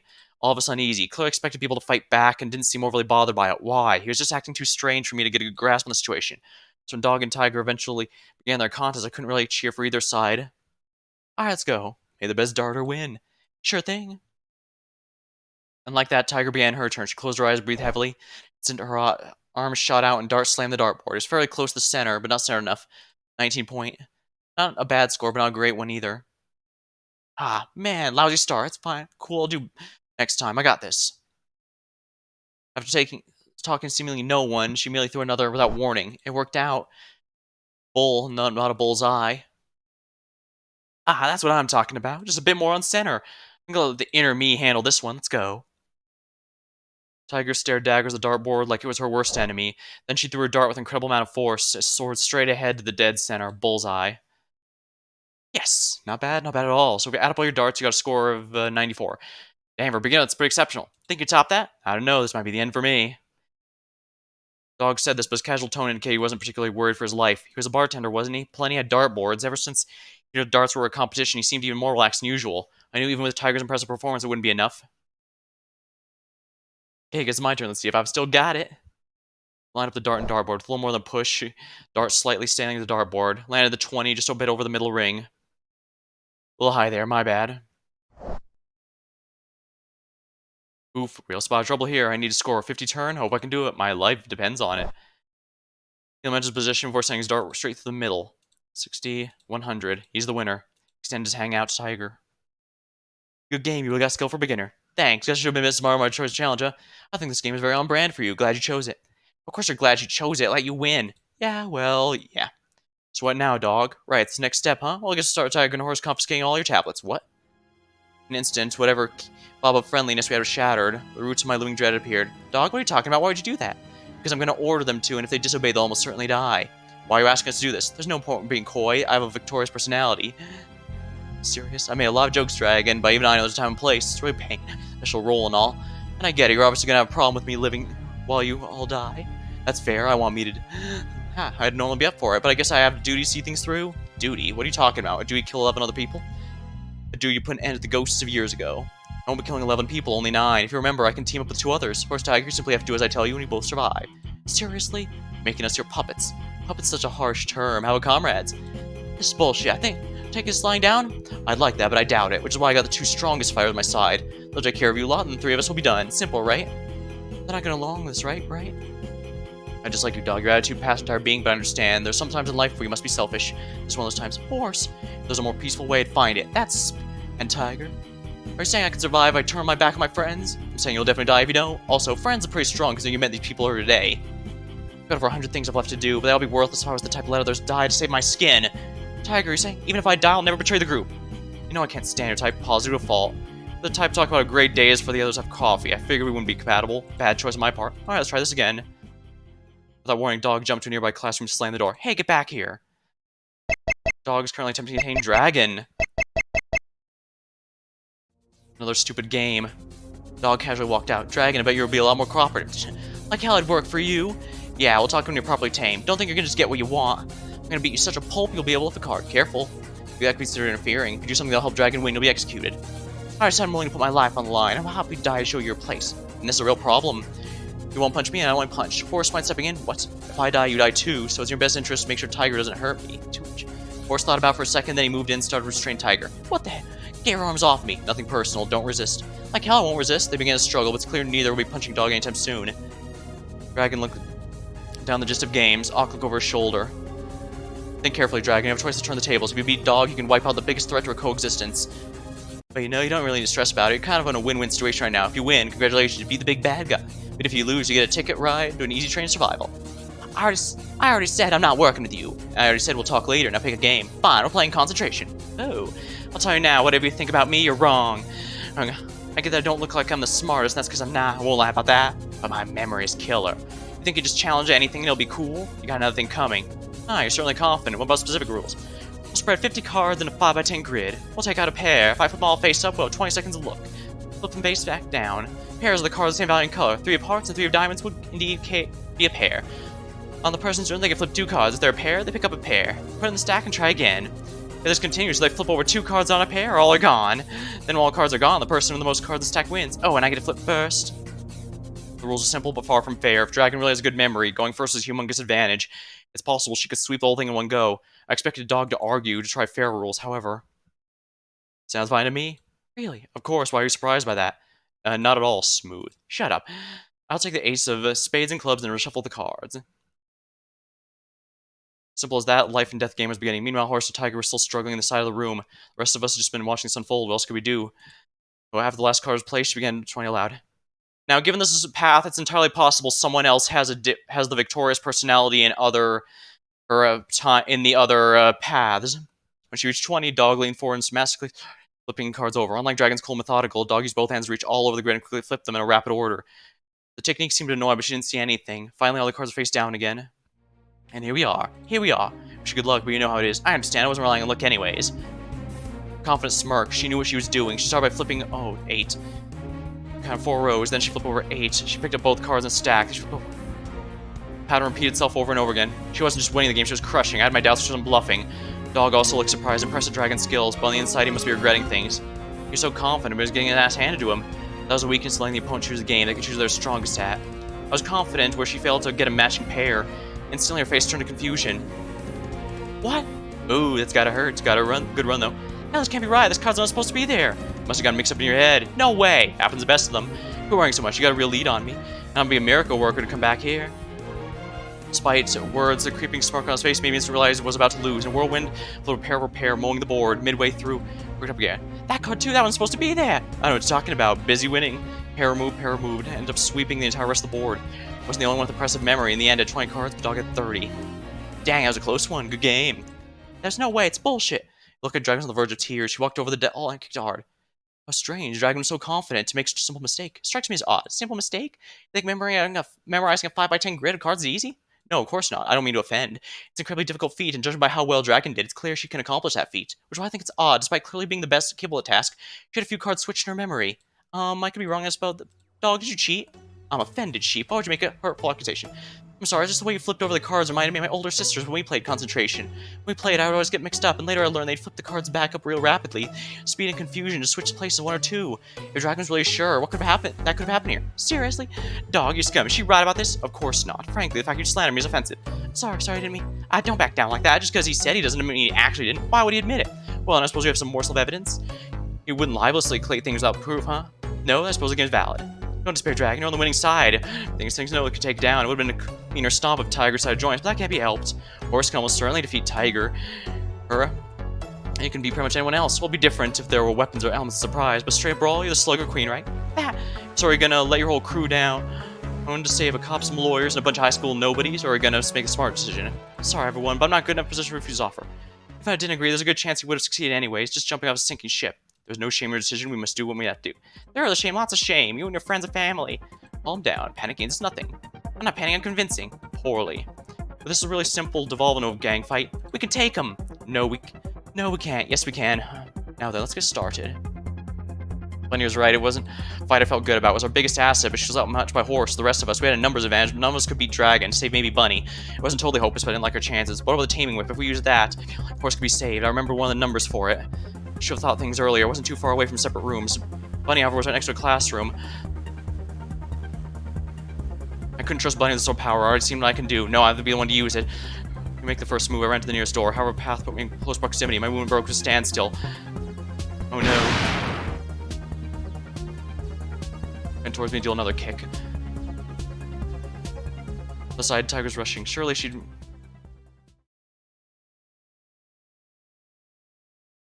Didn't have to be conscious of the knives.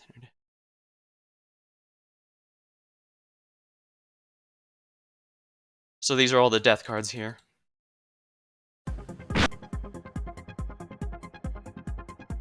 Alright, we're gonna go back here. There's only one thing I can do, Bunny the code. Horse chase after him. By the time we reached the room, the door's already closed. He would break in before he could finish with no announcement. Bunny is currently attempting to Dog. During this challenge, round's timer has been paused. My own participant. Bunny left the room without more. Damn, I was hoping we wouldn't get this stage. Well, fair play, Bunny. You challenged me.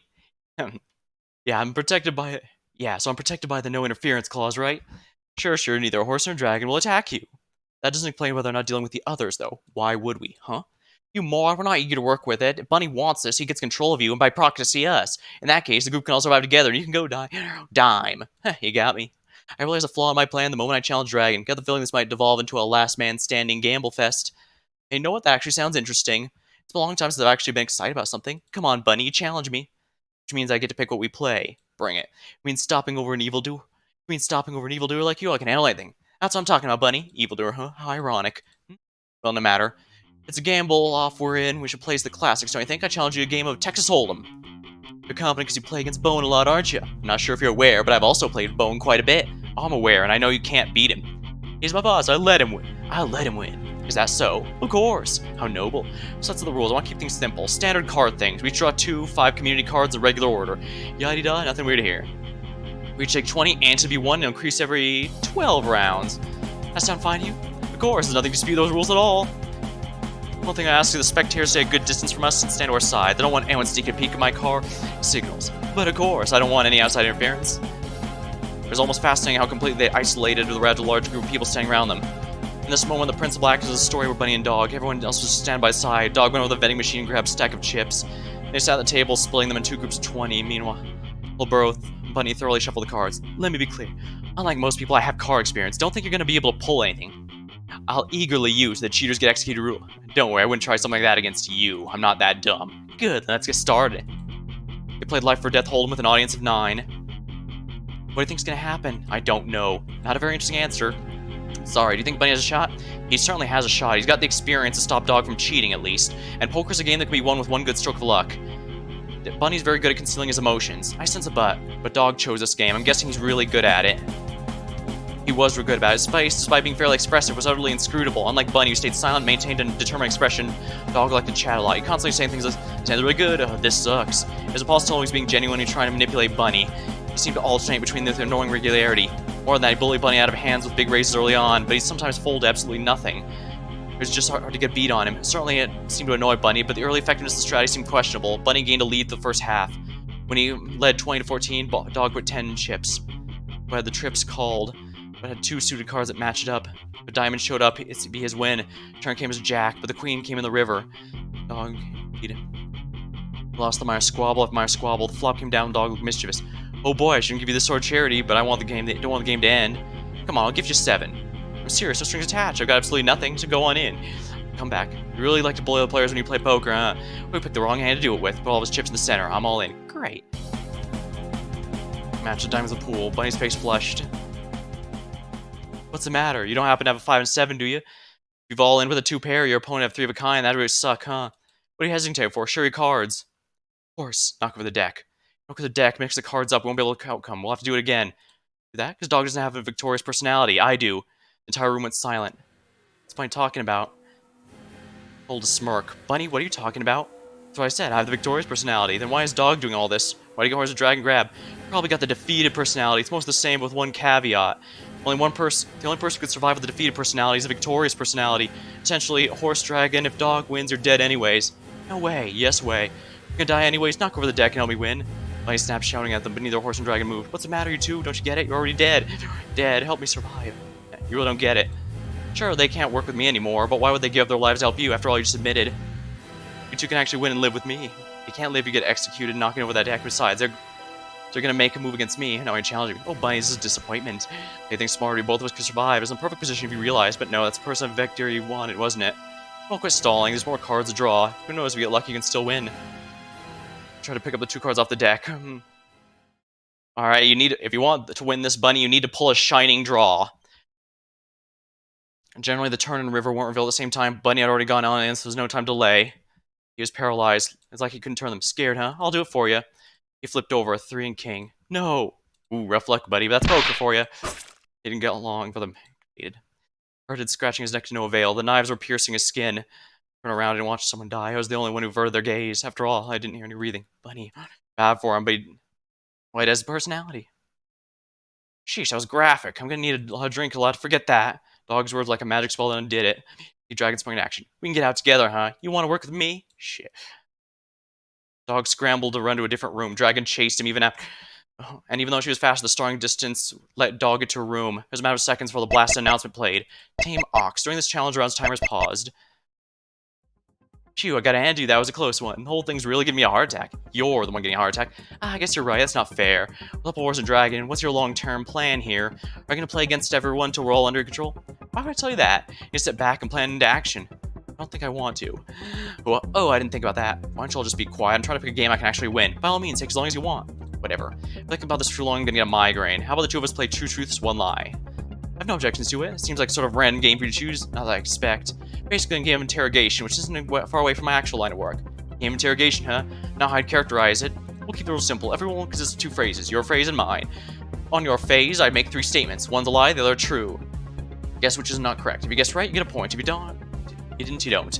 Then we do the same thing, but have to guess you make the statements. The game will end whenever a round finishes with one of us in the lead. So basically keep going until someone attacks and defends successfully, huh? If you want to think about it like that, yes, that works. I have no objection to that on the face of things. However, there's a big problem I might run into I'd like to address. With a friendly game like this, there's a bit on the line, isn't there? So how about we know the other person being genuine when they reveal which statement's a lie? We simply have to write this false statement down beforehand. That works on the greedy mechanics side of things, but I want to know your truths generally be true and vice versa. How about this? Brian's observing the match's lives. He's clearly done extensive research on our background before this and has clearly access to the internet. Behind the scenes, I would ask Brian to reasonably vet our statements, and if anyone's saying true that isn't true or vice versa, the principal instantly forfeits. You know Brian doesn't know everything about us, right? True, but we are both unaware of what he does know, and I would risk the instant disqualification would be know enough not to cheat. Alright, yeah, I can roll with that. We're burning daylight as it is. Let's jump straight to it. Fine, we can start now. We'll go first. Ox stood for a thought for a few moments. He then looked around for a minute by a sheet of paper. It took an awkwardly long amount of time to find some, but once he did, he scribbled something down and folded his sheet up. Okay. I wanted to be a singer when I grew up. I have a younger sister, I'm currently single, which is the lie. Those are your three statements? Those blew, my dude, but alright. Dog stood in silence for a sigh. You're really no fun. There was like nothing statements. It could honestly be any, I wouldn't be surprised. I'll go with you being single. You seem like a pretty charming fellow. I think you'd probably be a lady friend. Prosecution's just for worse, right? You have something with that. The tactician face, Ox unfolds paper. I'm in fact an only child.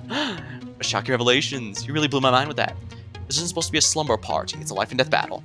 Really? Then why'd you choose the most middle school statements ever? You didn't ask any follow-up questions? No wonder it was boring for you. Think this is a game about follow-up questions? Look, I'll show you how it's done. On Ox's paper, Dog scribbled on a statement and folded paper again. Chief of Police Bowen's currently desperately afraid of something, and therefore is secretly conducting an intense investigation. Brian regularly showed up around my bar before this game started. I lied during the testimony I presented during Mr. Morris's trial. So, what am I lying about? The fact these two statements had to be real, should have been real, made me stutter. What is Dog talking about? What did he know? It also seemed to shake Ox. That's why Dog posed such a question. Those are some big claims you just made. Let's go with them one at a time. How did you learn about Bowen's inspiration? Are you going to say something? Doesn't say anything about the rules of how to answer. It's gonna be figures, guess I'm on my own. The third statement's preposterous, I'm tempted to pick that. However, it's true. It's the type of thing that would explain why Brian would pick you for the game. You're also not saying the whole testimony is made up, which I know isn't true, just that at some point you lied. That could be something minor, it's plausible, but the second statement, that's actually something you already said. It was brief, but you mentioned offhand in the first round. Back then, you had no motive to lie, so I can safely assume that was genuine. Why would you choose something you'd already mentioned? Did you forget you already said that? No, despite your outward appearances, you proved to be an exceedingly shrewd person. You would remember that, and I bet you thought I would too. In that case, then, even I don't know why you'd lie about that. I think you did back then. And now you remember such a strange lie, using it to your advantage. I believe your second statement is lie. Nah, sorry. I did lie in court. I'm a very good boy who'd never but committing perjury. So what was that about the chief police? I have no obligation to tell. That's private information. We tied this round right. Both are offenses. Then it's your turn to make... If you just like my strategy, I doubt you're gonna like what I'm about to do. However, I think this is best. You fold the paper. I drew a smiley face on that paper. I drew a frowny face on the paper, and I drew one face on that paper. Here's that right when you said I was gonna hate this. This is literally nothing, Ox. You made this a guessing game. Precisely. I hate it. Alright, here we go. Anyway, I'm gonna eliminate third option. You definitely drew one face. Knowing you probably drew a frowny face. That's basic psychology. That's probably what I thought, I think. So I drew a smiley. I can different reactions when I suspected than when I suspected the other. Is that because you really did draw both? No, you didn't. Because I just saw you got tense when I mentioned that. And now that I've flipped, you're gonna get more tense. What did you draw? You definitely drew a smiley, didn't you? Way too blatant. And now we realized that reading your reactions, you tried to throw me off, so you drew smiley face. Ha! It's not over yet. I can still make a comeback if I guess you're a lie, of course. Far from being over, I wouldn't dare say that. Now, let's see a good one for this. The dog thought to himself, writing something down on paper. He folded it and placed it on the nearby table. Here goes. I wasn't the first person to read the whip's tag. Mouse wasn't the first person. So Whipstab's bunny wasn't the first person to read the Whip's tag. Those were statements? What game is saying that? So you're asking who read the Whip's tag first, then looked around to me and then stopped. Hold on, if I read anything off Mouse's face, that would count as interference. He would, wouldn't she? I would. Is that why I picked this question? Try and get Mouse executed? No comment. Wow, and I thought you couldn't go lower. Yeah, just make a guess. I'm not going to make a guess when my life's on the line. Since you used the whip, it would make most sense if you were the one who directly found it, but I can hardly be sure of that. However, I know you would be. You know I'd be driven away from choosing you as the reader, and therefore that's why I posed. And therefore I'm guessing it wasn't the first person to lie. Too bad, tell him Mouse, I did read it. Man, you had more faith in good pal, so that's that then. I'm under your control now, yep. So the round's over, I suppose. Dragon smirked and Dog ran to another room. Instead of continuing to chase after him, Dragon just stopped when she realized everyone waited for the challenge with the whip. However, no announcement came. Hey, what the hell, Dog? Why aren't you challenging someone? Why would I challenge someone? Because you want to stop me from beating you up? Why would you beat me up? Are you dense, Dragon? Think about it more clearly. Last thing you want right now is for me to challenge someone. As the challenger, if I lose, I die. Yeah, and have you not been paying attention? If I die, you die. It would be much better for you if the group won after challenging me. Then they get control of me, by extension you, and the group to a mutual win. Hold on, Dragon. If you don't make him challenge someone, he gets to pick the game. That lowers our odds of winning. Winning doesn't matter if winning will kill you, right? Sorry, Mouse, but Dog's right. As much as I want to kick him, I'm transitioning to be his bodyguard. If you want to get him, then one of you needs to be the one to challenge him. But we'd be at an advantage. I have to ask, must we challenge him? Can we not simply run the clock out on him? As long as many are unwilling and unwilling to cooperate, it'd be exceedingly hard for him to get out alive. If we try doing that, it won't put any actions when I control this round. That way... Oh...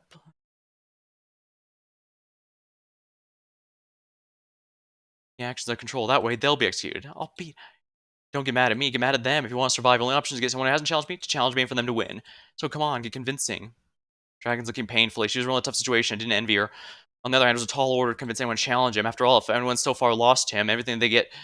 Even when they get to choose our ideal game, the prospect of dying upon losing Dog was an incredible disincentive challenge. There wasn't motive to challenge him. The present, even though Dog had plenty of leverage, it was mostly an empty threat to those he hadn't yet challenged. If things stayed on course, Dog would be unable to fill his personality's win condition, not with everyone against him. He could use the people he had currently tamed as leverage, but once they died, he'd be forced to resort back to challenging us one at a time if he wanted to win. But if we did nothing, Horse, Dragon, Tiger, and Ox all die. Was it right to abandon them? It wasn't. However, I was about to say something, Snake stepped. Very well, I suppose the task falls to me. Finally, a challenger. I knew you were fun one, Snake. Care of me join? Comparing any of the games we've seen so far, Battle of Wits like comparing up Paradel to poetry, but I'm reasonably confident in my abilities no matter which game you choose. I've seen from your parlor tricks designed to exploit your opponent's intellectual blind spots. Perhaps this comes across as arrogant, but I possess no such blind spots. I'll be no easy opponent. Yeah, that comes across as extremely arrogant, but I guess you're not wrong, really. Everyone has their own strengths and weaknesses, and while I got plenty of weaknesses, Snake, I concede that, just speaking intellectually, you're fairly well-rounded. I certainly won't be able to pull any cheap tricks, so what's the question? What play against you? Tapping his forehead, looking at the list. Well, it's fun, don't we? It looks like you've already been having fun. Let's play Russian roulette. Dog ran into the room. I'm sorry to disappoint, Dog, but I'm afraid we need guns for that. Holy... What the hell, Dog? When'd you get those? They were under the dartboard. Figured I'd hold on to them. If you had those, why have you been acting all defenseless? You literally have a gun. Yeah, well, I didn't think to grab the bullets at the time, and if any of you saw me grabbing, I'd be decked. Figured it'd be that much trouble to get set up, might as well play things fairly straight, but now we've got a great excuse. I must ask, what do the rules of Russian roulette constitute? The restriction is fairly ambiguous and not normally a competition. I guess I gotta come with the rules for this, huh? Formalized thoughts. Okay, we'll go with this. To start with, if you ever shoot, that's obviously an instant loss regardless of any context. Also, whenever you shoot, you have to spin the cylinder enough that's totally random. We each have a gun and 6 bullets. We can then load any amount of bullets we want in the gun. None, 6 doesn't matter to me. Next, we show whoever loaded more bullets wins. But there's a catch, right? Both players have to fire the gun before a winner can be declared. Even the supposed loser has to shoot. Exactly. To avoid a both dead situation, the loser shoots first. If we put an equal amount of bullets, the game becomes who's willing to fire themselves more. If I fire, then you fire, then I fire, and you're not willing to fire, we fired an equal amount of times and neither of us is willing to shoot again, we restart from the beginning. All that fly with you? I must say, it's a bit unorthodox, but I guess I don't have much choice in the matter, do I? Sad to say you don't. In that case, let's get it with the bullets. Monkey whispered. It's honestly a fascinating puzzle. Really seems pretty luck-based. Certainly chance is a grudge factor. However, there's also a psychological problem. If you put more than 3 bullets, and win or lose, you're more likely than not to die anyways. The worst situation is having less bullets than your opponent while still having the possibility of shooting yourself. In that sense, if you think you're going to have less bullets, it would be best to put in no bullets and simply hope the opponent takes out themselves. But if you put in no bullets, your opponent could just put in 1 and they win with very little risk. It's also worth knowing the loser always fires first. If you think your opponent's going to shoot for the moon in 4 or even 5, it could be worth to put in 6. And hope they lose, take themselves out. That's way too risky. If you put 5 or 6 and the other person's 1 or 2, it's over. One thing's clear, it's almost impossible to win this game without any amount of risk, you're telling me. It's a shame. I've always wanted to try out a game like this. You what? Are you truly? Of course not, of course not. I'm just saying it's an intriguing premise. Feeling the weight of the thoughts enter your head as you slowly pull down, enter your atmosphere after you pull between heaven and hell. Surely a fascinating experience from a professional point of view, of course.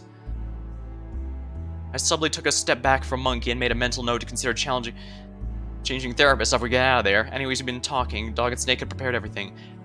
They each had a pistol and 6 bullets. Then they nodded at each other and brought their items on the table. Some time passed, both were ready. Ready to begin? I've loaded my bullets. How are yours? Yep. Then let's show. Snake held up. I've loaded 4. 4? My, that's quite a few. What on earth prompted you to do that? On the one hand, it might seem like quite the risk. However, my odds should be higher than 1/3 when you consider loading 4. Guarantee my victory. I suspect you've loaded 2 or 3. It should be a standard move. In the worst case scenario where you've loaded 2, you've a 1 in 3 chance, and failing that, I have a 1 in 3 chance of surviving. Achieving 2 in 3 odds for this sort of gamble is acceptable to me. Neat thought process together, Snake. Unfortunately for you, I'm a real scaredy cat. I only loaded 1. I have to be honest, I thought you were going to load 0. Well, this is quite unfortunate. You're telling me, looks like we completely misread each other. I think this works out mostly for me, though. I'm afraid you're right, but I'm yet to be sunk. Let's see what happens, shall we? That was my second thought. Then he held... He didn't roll a 1. That's that. Now it's time for you. Your unwavering confidence in the Fanger is commendable. I wish I had your resolve. Getting cold feet? Yes. Let's hope my time in the military served me well. Time in the military? There are many different types of pistol, and there's a funny defect about some of them. Many let weight to affect how they spin around the cylinder. By examining it, I think this is one such pistol. I've loaded 4 bullets in a line. By shifting the center of gravity, it should be likely. With 1 bullet a slot. Wow, cute theory, but it will work? Let's find out. Gave a few good spins. He let the cylinder come to stop. Yes. Then he pulled the trigger. Click. Ah. It appeared my gambit paid off. I'm sorry to inform you, dog, but no longer... Sure. What the hell? Why did he? I felt the urge. Dog held his gun with a blank look on his face. Dog, what the hell do you think you're doing? I made it was perfectly clear. The cylinders must be stuns, the shot's completely random. Oh, Snake, always eager to prove your cleverness. If you just shut up, you would have gotten away with it. He didn't cheat. The pistols were built like that. Oh, really? The Snake didn't cheat. Execute me right here, right now. Long pause. Well, that settles that. Next up. The second process he was doing, but I realized I immediately began running. Get away! My warning spurred the other spectators. Dog leaned over and grabbed the gun from Snake's warmer hand. Took a second process he was doing. I realized I immediately began running. Get away! Start hiding out. I slid behind the wall. Bullet whizzed right by. Why are you running? Using as an excuse, Dog can't control the situation. The only approach him now would be the taming whip. Who could challenge him? No, I knew what I had to do. I should have already done before Snake did it. Congratulations, you've attempted to tame Dog. Please wait. Select the game and challenge him to. With that, he couldn't harm me without interfering from the game. I walked back to the commons. Dog was miffed. Those Dog already tamed were standing around, but still clear those still clear had fled to nearby hiding spots. Well, well, well, so it's come to this. This time it has. I had a feeling I'd faced you down before this was done. Do you now? Well, to be fair, I had a feeling I'd faced most of you people. Before agreeing to anything, I've got a request. Hit me. Why don't you place the guns over there by the couch? Why? I think that even if I win, you might be a sore loser and try to shoot me. For real? That's a totally uncool thing to do. You really think I'd do something like that? I wouldn't put it past you at the very least. Well, if it makes you happy. You put both pistols down. That good enough for you? Yep. Now, pick a game. Okay, I'm on it. Dog whistled as he listened. There were 2 dead bodies in the room. How could he act so nonchalantly? No, that couldn't be right. If he didn't, he wouldn't be going through all this. I could be lame and choose a game that's already done, but that's no fun. Let's go with the classic. You seem to be a very honest person. I try to be. Let's struggle with Liar's Dice. Oh, this is from Pirates of the Caribbean. Never heard of it? This one's a classic. Essentially, we both have some dice. We roll our die and hide them so only one. We take turns making offers. Any subsequent offer has to be bigger. So 1-1 would be the smallest offer. 1-2, 1-3, all the way up to 1-6, and so on. 2 1s, and so on. The offers are guesses as to how many a certain type of roll there is cumulatively behind both of our groups of die. The person who lost the last round makes the first offer. Eventually, the offer goes so high, one of us has to call it. When offer is called, the die will be revealed. If the person who made the offer was right, if there are at least 4 or 5s or whatever, the person who called loses. On the other hand, if there are less than the person who made the offer loses, the loser gives up one of their die, and the game continues, with whatever lost die the first an offer. When you run out of die, that's the game, understand? Okay, I think I understand. Great. Let's get started. As Dog walked over and grabbed some die at the vending machine, I steals himself. This was it. Realistic go, last chance. Got this, Mouse. Kick his ass. Be careful, Mouse. He's a difficult opponent. This won't be easy. Obviously, this won't be easy. As usual, Ox is no help, but I'm thankful for the motivation at least. Filled with some sense of strength. Who cares if Dog had won all the other games? Everyone's luck runs out eventually. Just end the line. I faced him over the table and took 4 dice out of his pocket. So we each get 4. Oh no, we each get 2. 2, yep. Keep things nice and succinct. I already got a bad feeling, but I kept that to myself. And it might be worth checking if the dice are loaded, Mouse. Since you're the challenger, you make the first offer. Let's roll. At dog's command, we rolled our dice with one hand and shielded them from view. 1 and 3. Didn't seem ideal, but I make the first offer. It was possible for me to bluff, saying a number didn't have like a 6. Alternatively, I could say one of the numbers I had. 1, 6. I started with a bluff. Dog hesitated. To call, not to call. Yeah, well, I'm calling your bluff. You don't have a 6. You chose dice and you didn't have a 6. I didn't have... Looks like I got the first hit in. Yay me. As a loser, I discarded one of my dice. Now I just had 1 left. Time to roll again. There's a 2. Damn. On the other hand, I had 2 dice. It's my measly 1. That's a huge advantage. Worse, to make more, I had to make an offer first. So what was my move? I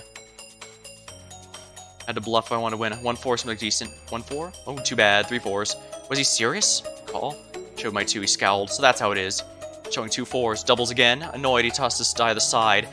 Suddenly, it was an even game. Looks like this is the final roll. Quite. Dog was suddenly amused. He looked serious. Of course he was serious. He would... With 1 roll, we made our final rolls, and I rolled a 4. Not bad. Not too bad, but he made a starting offer. 1 5. 1 5. Can still pull it back. Call. My only hope was that he was strong early buff. I call you. Wrong choice. How was that? Nice try, Mouse. The other scared opponent just wasn't enough.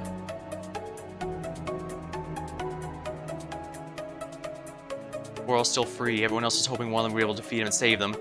Eviction, things would have been settled if I was going to die. Let 4 people live, not 1.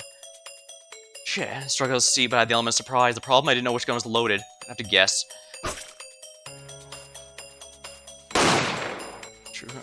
Dan, double KO here.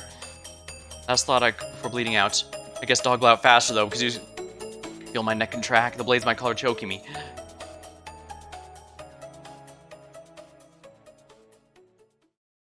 Comes and actually beating him since it's quite good. Mouse has gone to observe how a variety of different gambles at this point.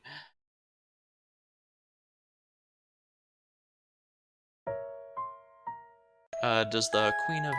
Yeah, this does show up, so I don't have to... Oh, of course, I have to go through this, don't I? Alright. And should have saved more often. Oh well. I can be. It's just a matter.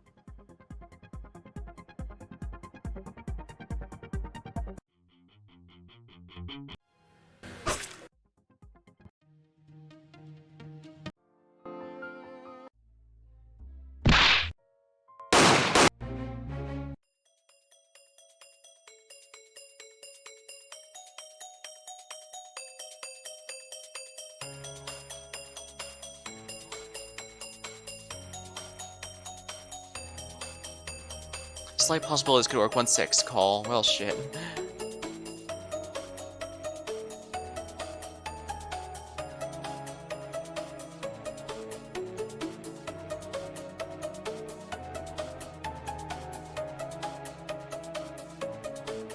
Never room to bluff. 2. 2, huh? Well, good game. Now wasn't really 2 4s.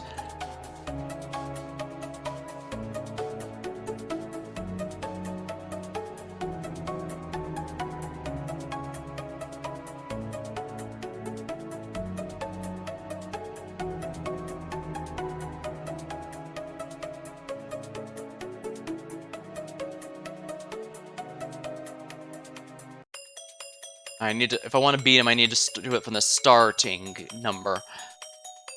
1 3. 1 3, huh? You seem the honest type. Alright, 3 3s. Without being called as a liar, so I had one available to me.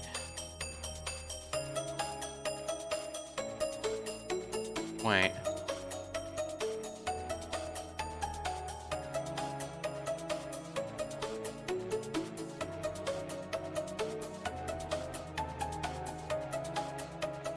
Okay, so I wanted to check to see if the numbers change based on the claim.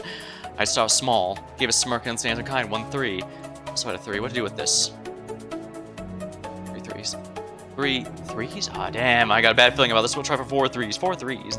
Definite win. Call. Showed my hand. Turned. Oh well, win some, lose some. Dog tossed away 1 dice. More than anything, he looked determined. He wasn't backing down. Neither was I. 2 and a 4. Doesn't seem too bad. Looked for his hand for a bit. Then he spoke. 1, 2. 1, 2, huh? 1, 4. Don't need to get fancy. I'll just say something higher than him. 1, 5. Is he bluffing now? I need to think quick. Must be lying. Call. Oh, well, it's nice to hear. He had a 5.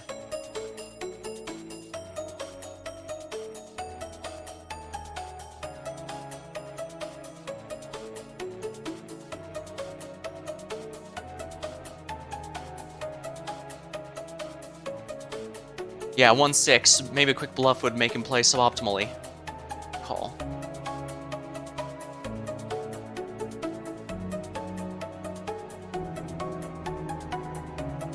If I had a 2, I could pick him up right here, right now. 2 2s. Call. What? Alright, so yeah, I can't win this one no matter what. Not for long. Yep. Final roll. Of course he was serious, so this will all be decided with one roll. We made our final rolls.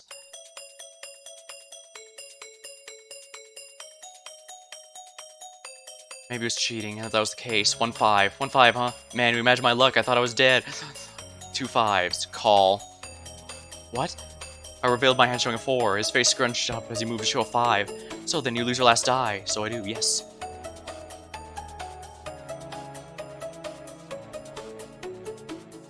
So that's how it goes. Yes, it is. I guess I should congratulate you. Something well done. You've beaten me. Whoopee. You don't sound too happy about it. Of course I'm not. But you don't sound upset either. Yeah, well, if I'm going to end up like this, or when of you won sooner. If I ask why I did this, will I get a straight answer? Isn't it obvious? I want to survive. No, I don't think you particularly did. Yeah, I suppose you're right. It would have been so much easier, a bit less fun, just give up willingly. But I guess I had a bit of resolve after all. Resolve what? To kill people? To bury demons. Bury demons? Why do you care? And some it matters. What do you mean none of us matters? 2 people are dead. That's life. You really don't care? I do sometimes, incidentally, but it's not worth it. You sound like an emo teen. A generous comparison, I'd say, but I take it from someone double your age. This isn't just a phase. It's an observation made from actual life experience. As a cop, I ran into so many cases, so much violence and death. The more cases you see, the more you realize how pointless they all are. Some kid who grew up in an unwinnable position, some ridiculous accident that leads to the perfect murder opportunity. Such vengeful, abrupt business owners screwed over by a deal and a random fluctuation in the market. There's no rhyme or reason to any of it. People die, people kill, people live for all reasons beyond their control. There's the people who felt the need to be in the most control that get screwed over the hardest. At least they're the ones trying to control the chaos. Turns out Chief was busy blackmailing his subordinates to do his job properly. Dog, what are you talking about? Bowen was blackmailing subordinates? No way to stop him. Part of the reason I quit. As a bartender, you hear a lot of stories from bitter drunkards. More tales of arbitrary suffering in a ridiculous world. Perhaps it's a bit too nihilistic for you all, a bit too dramatic, but that's because you all haven't had your number called in Hill's Roulette. Step in the shoes of someone who's experienced it enough times, you'll start seeing what I'm talking about. Hence, I said long ago to cling to anything is wash. Best to focus on anything in the present, all else be damned. Guess I didn't really commit to that decision, seeing how this all turned out. Stop and explain yourself. I wonder how much Brian knows. Huh? I can't possibly think it's a coincidence Kate sparked a huge death game. No, that's way too random. What are the odds a case that spawns a mass kidnapping just happens to be the case that Bowen's secretly been investigating for years now? He's been investigating it? Then what are you saying? No, don't get me wrong. Morse is clearly guilty. That's been proven 10 ways to hell and back. We just don't know everything about it. I guess most would chalk up Bowen's secret obsession to the fact his older brother got murdered. I mean, he was in real estate on the 11th that it happened. But that's not all, trust me. What is it? Instead of answering, Dog leaned down and reached his boot. He pulled an intricate golden knife. What are you doing? No, this is a gift from Bowen. Bowen's not a good man, but we're friends nonetheless. This knife's part of a pair. It has an identical twin, you could say. The knife's quite intricately designed. If you press down in here, base popped out compartment. You get a little hidey hole. I keep the knife on me at all times, so by extension, whatever is stored here is on me at all times. For example, for a while it was a roll of $100 bills, but recently I changed it to this. What is it? Held in one hand, his other started to screw it, and then all I could see was white. Was that flashbang? Why would he set that off? I heard movement in front of me. I was distorted, I couldn't react, someone was close to me. Probably Dog.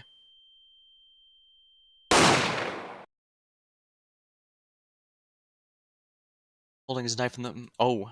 He's clearly sprinting towards me with the knife, dragon and pistol with her hands shaking. She must have reacted fast enough to save me. But if Dog dies... The worried-looking dragon's face told me the realization also dawned on her. Dragon. Before I could say anything, I heard several ugly noises. Around pain. Their knees buckled, they scratched, they clawed. All of their collars been activated. All of them been executed. It was a horrifying sight. With one bullet, 5 were dying. I just stood there frozen. What could I do? Nothing. All that was left was Neither grief, nor horror, nor anger, but confusion. Was Dog just then? Why would he try and kill me, knowing that it would kill him and then the others? I couldn't think of a single good reason. It'd take me long for all the bodies on the floor. 7 people lay dead around me. It was a graveyard.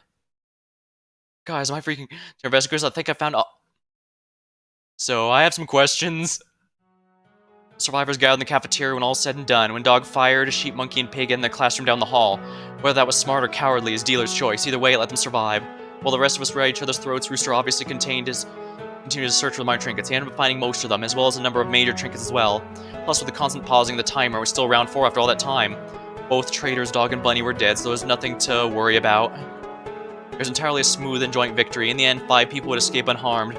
It wasn't the worst outcome ever, all things considered. At least I got out, but that scene, I could still see those 4 convulsing in pain and terror. I'll never be able to forget that. Dog, too, I'll never forget him. Nor will I be able to understand him.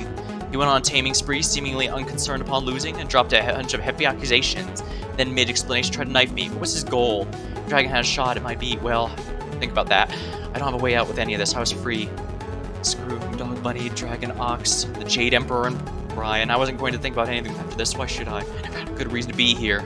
I live my life like this never happened. That's feasible, right? In the end, the escapees were myself, Sheep, Monkey, Rooster, and Pig. Queen of Spades. The second cause found in the first 3 rounds, Dog will be assigned the role that forces him to act. If a man of his talents and temperaments finds a taming whip, he'll definitely make good use of it. Dog's type to take as many people under his control as possible. While far from the smartest comes a pure gambling, experience will give him pure edge. But that can only take him so far. Eventually he'll lose, and when he does, he's liable to burn the whole place down. The nature of gambling is uncertain. What's less certain is most things in the world. Certainly most things in the world isn't a particularly attractive route to choose.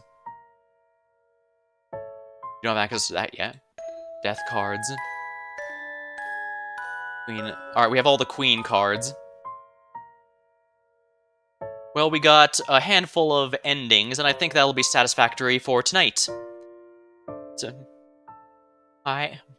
Next time, we'll see. Next time that I play this game, that is we'll be trying more of the path splits to see in the many different ways this situation can go. All that in only round 4, though. Sheesh, it really shows how quickly stout things can go. And of course, remember, just because the traders in this route were Dog and Bunny doesn't mean they are in all routes. Indeed, depending on story path, many things could change, because as long as they never reveal that information, it might not be certain to all the different paths. But until next time, thank you for watching, hope you had a good time, and I'll see you later.